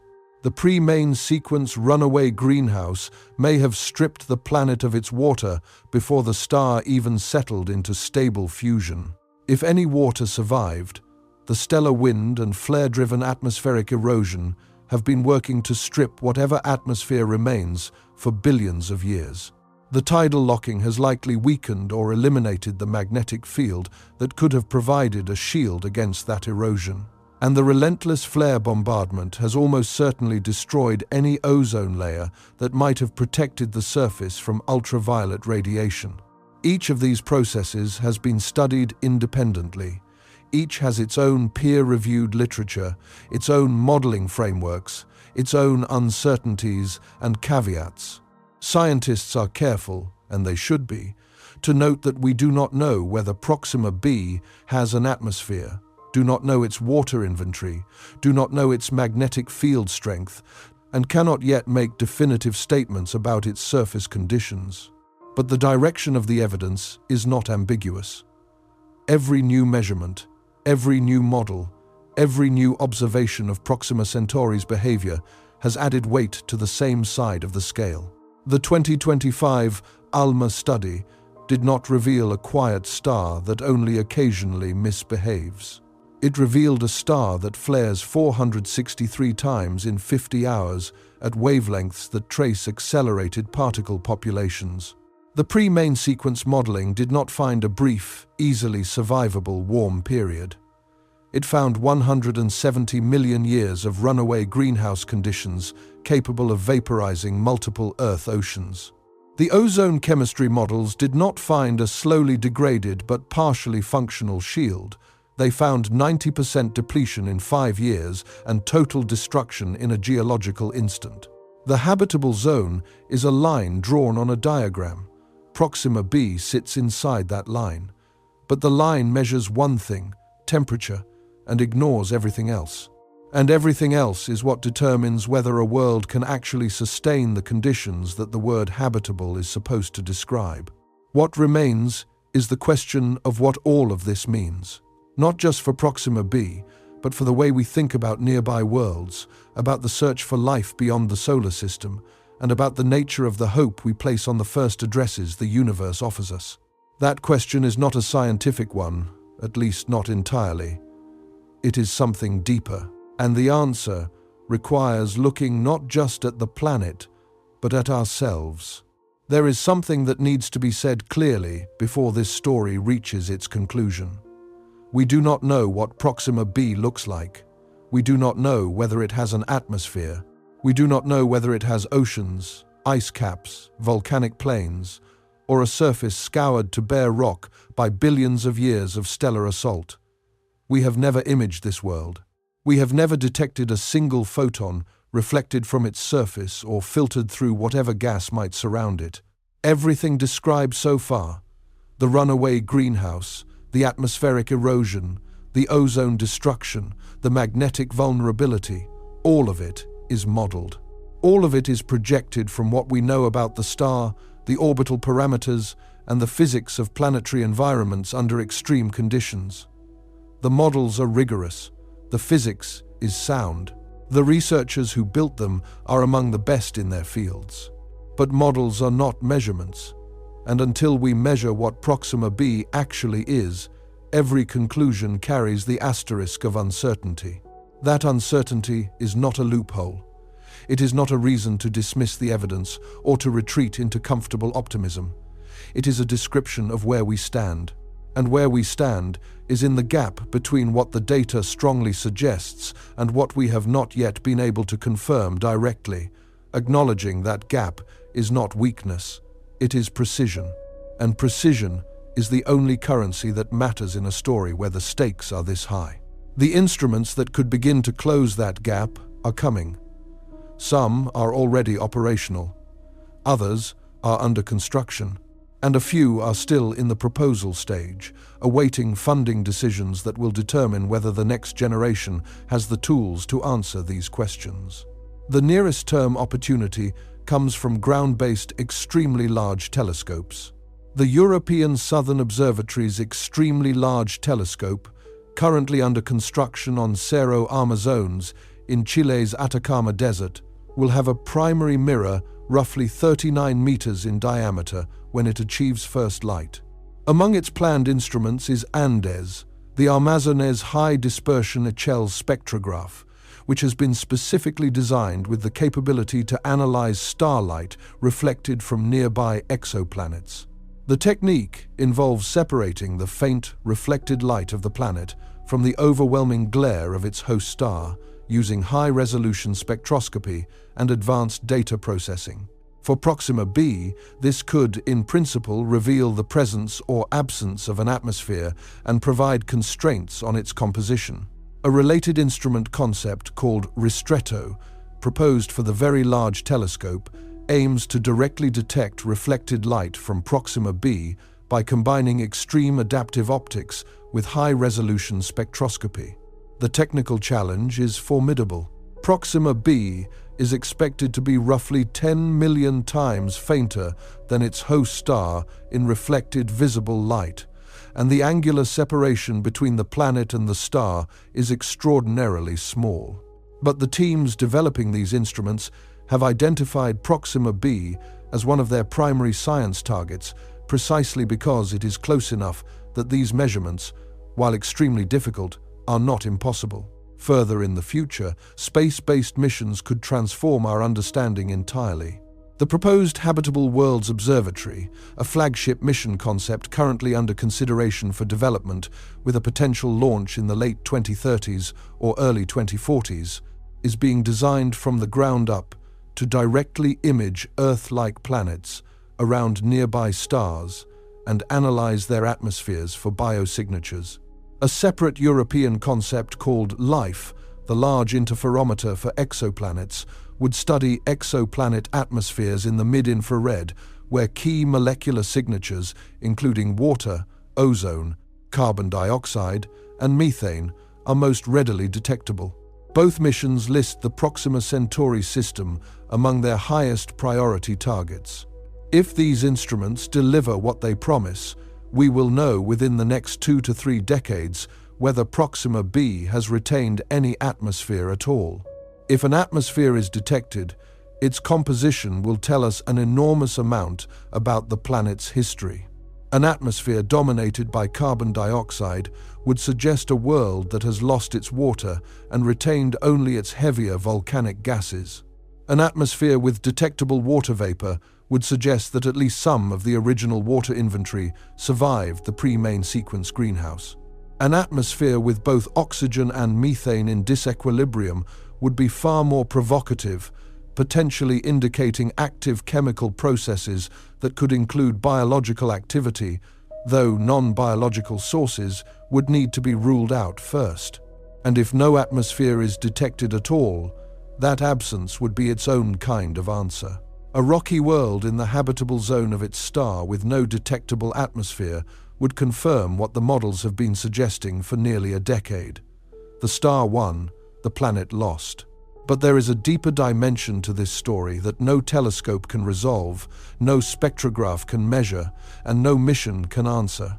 It is the question of what Proxima b means for how we think about the universe and our place in it. Consider what happened in August of 2016. A planet was discovered, a rocky planet, Earth mass, habitable zone, nearest star, and the world reacted with something that went beyond scientific interest. It was hope, genuine, widespread, deeply felt hope that we had found something out there. Not proof of life, not a second Earth in any confirmed sense, just a place, an address. A point in the sky where the conditions might, possibly, conceivably, allow for a world that is not entirely unlike our own. That reaction was not irrational. It was human. For billions of people living on a planet where the nearest potentially interesting world had always been an abstraction, a statistical probability scattered among distant stars too faint to name, Proxima b made the abstract concrete. It gave the question a location. It made the dream feel close enough to touch. And that is precisely the problem. Proximity is not safety. Closeness is not kindness. The fact that a world is near does not mean it is welcoming. And the emotional weight we place on a discovery because of how close it is has nothing to do with the physical conditions that determine whether that world can sustain anything we would recognize as habitable. Proxima b's distance from Earth, 4.24 light-years, is a property of geometry. Its distance from being a genuinely habitable world may be far greater than the space between stars.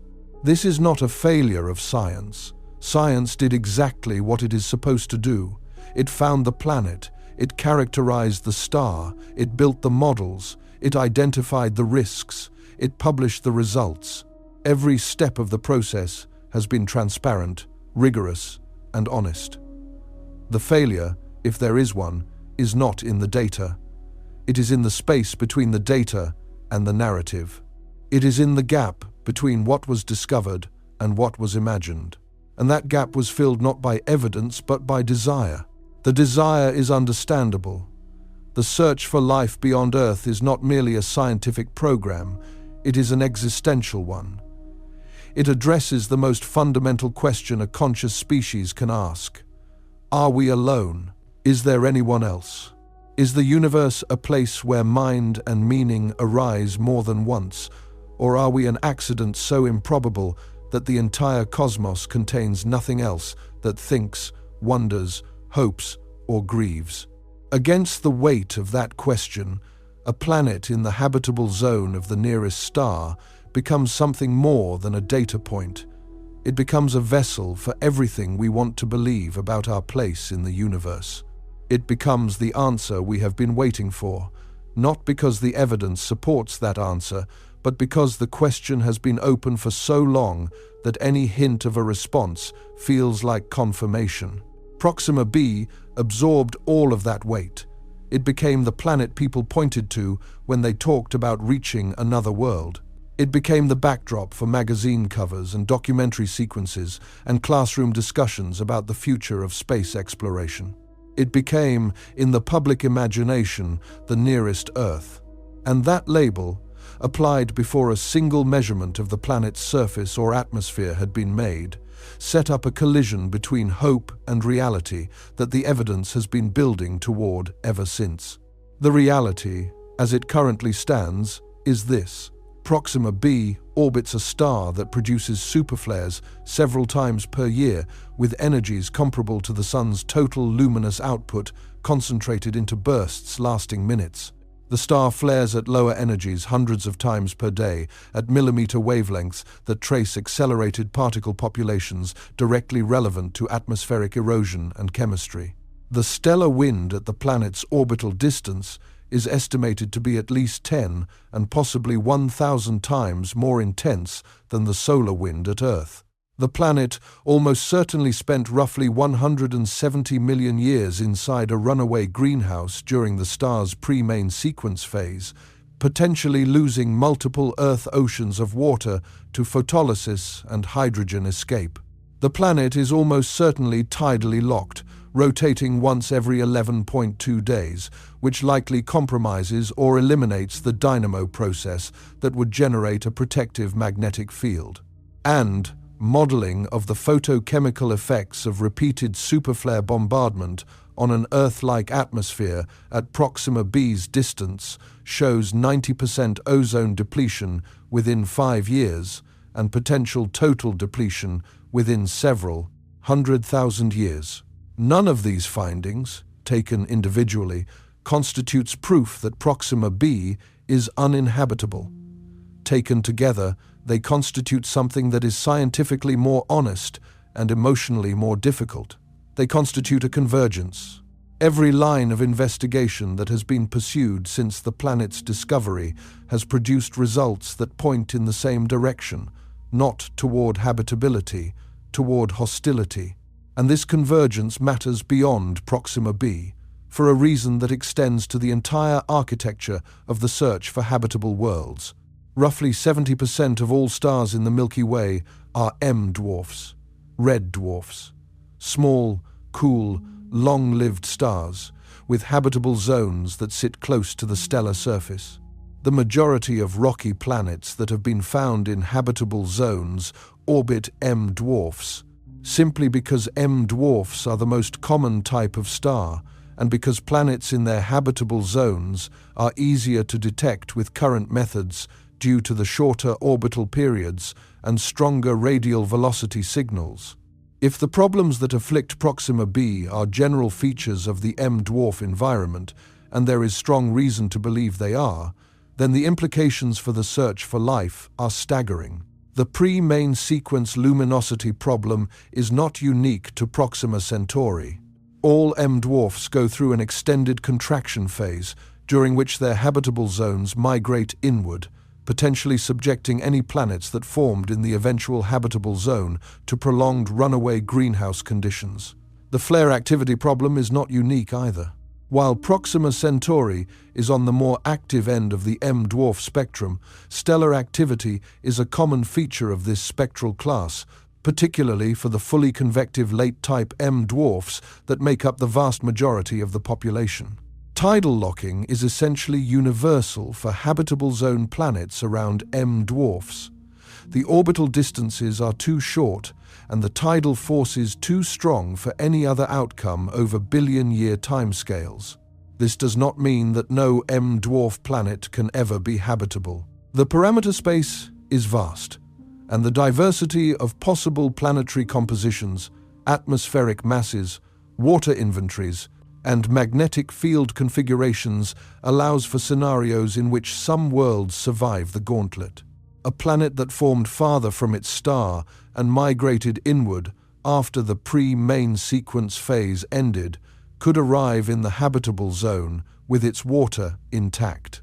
A planet with a mass significantly larger than Earth's might maintain a stronger magnetic field even at low rotation rates. A planet with a thick hydrogen-dominated atmosphere might shield its surface from stellar energetic particles more effectively than an Earth-like nitrogen-oxygen atmosphere. But each of these survival scenarios requires specific conditions. Each one narrows the parameter space. And the cumulative effect of requiring multiple conditions to all be met simultaneously on the same world is a dramatic reduction in the number of M-dwarf planets that could realistically support habitable surfaces. If the fraction is small enough, then the silence of the galaxy begins to make a different kind of sense. Most habitable zone planets orbit M-dwarfs. If most M-dwarf habitable zones are functionally hostile despite meeting the temperature criterion, then the number of genuinely habitable worlds in the Milky Way could be far smaller than the optimistic estimates that followed the discovery of widespread exoplanets.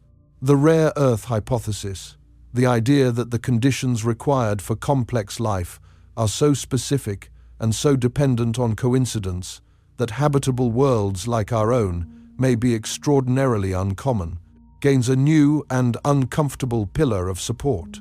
Our Sun is not an M-dwarf. It is a G-type main sequence star, brighter, more massive, more stable, with a habitable zone that sits far enough out that tidal locking is not an issue and stellar wind pressures are manageable. G-type stars make up only about 7% of the stellar population. They are the minority. And the habitable zone around a G-type star, with its wider orbits, more moderate radiation environment, and more stable luminosity history, may represent a genuinely different category of planetary environment from the habitable zone around an M-dwarf.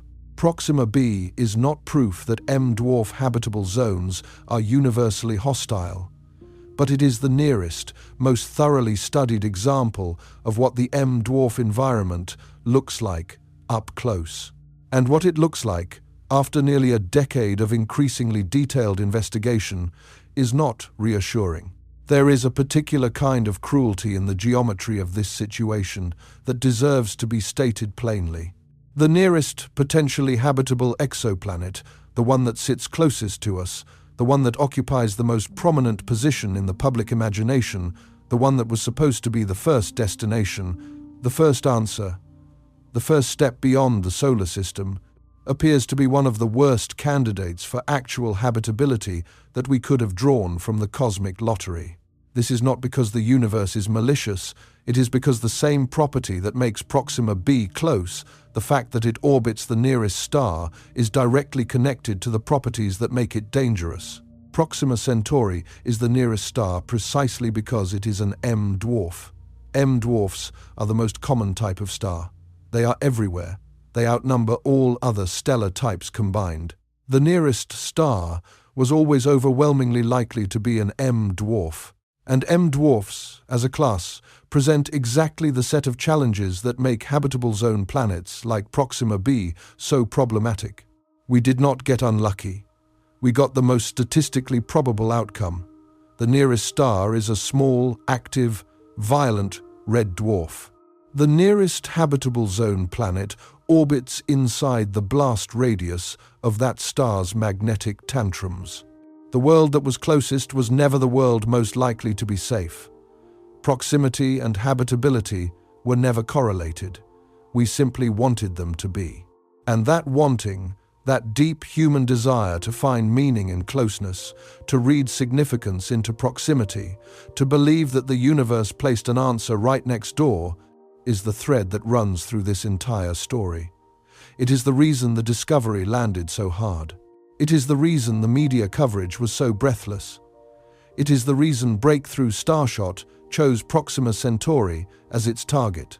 And it is the reason the accumulating evidence of hostility feels not just scientifically significant, but personally disorienting.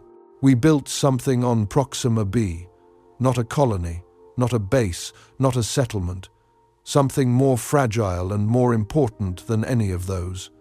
We built a story, a narrative about what the future might look like, a vision of humanity reaching beyond the solar system to a world that might not be entirely unlike our own.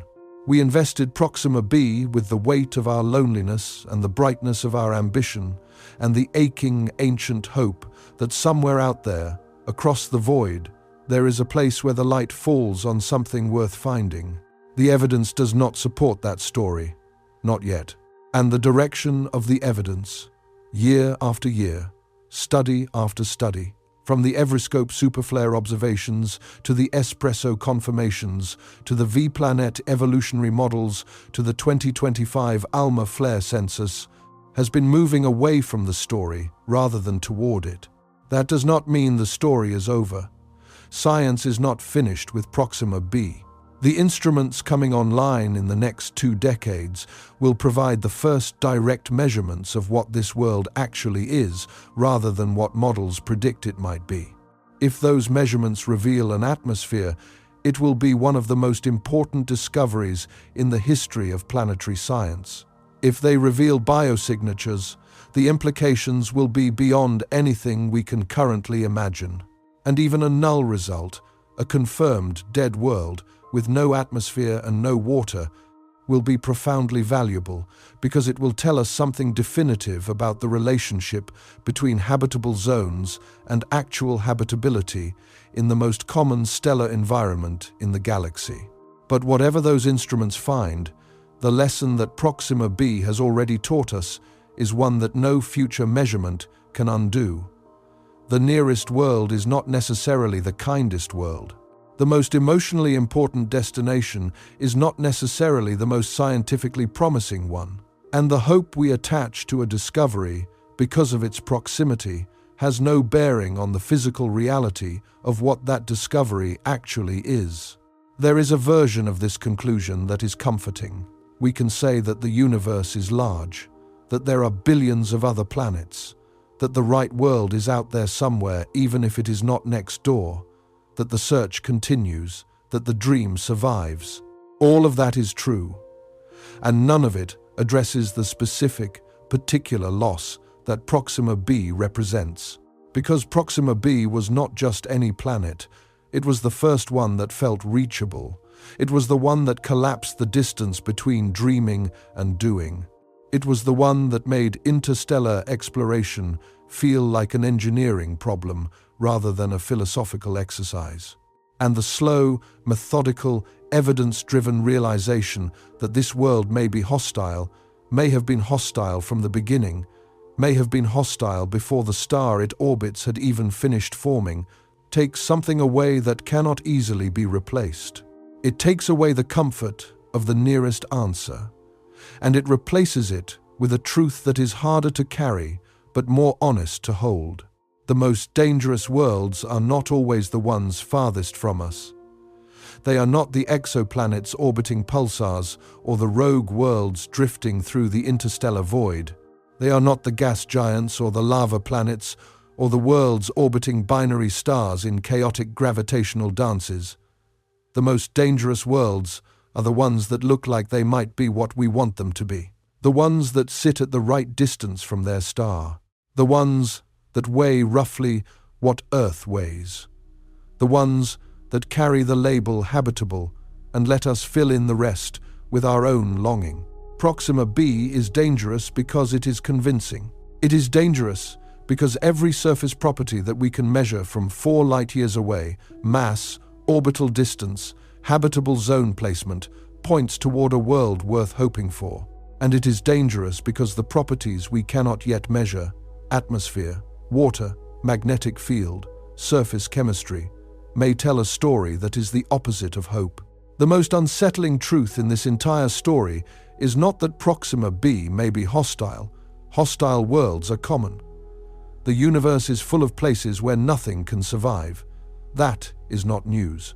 What is unsettling is that one of the first worlds humanity genuinely wanted to believe in, genuinely wanted to reach, genuinely invested with the accumulated loneliness of a species that has spent its entire existence looking up and wondering, may already be telling us how dangerous hope can be when it outruns reality. The star does not care what we named its planet. It does not care that we drew a line around a temperature zone and called it habitable. It does not care that we pointed our fastest conceptual spacecraft at its system and started counting the years until arrival. It does what it has always done. It twists its magnetic field, it snaps and reconnects. It floods the space around it with radiation and particles and violence. It has been doing this for 5 billion years. It will continue doing this for trillions more.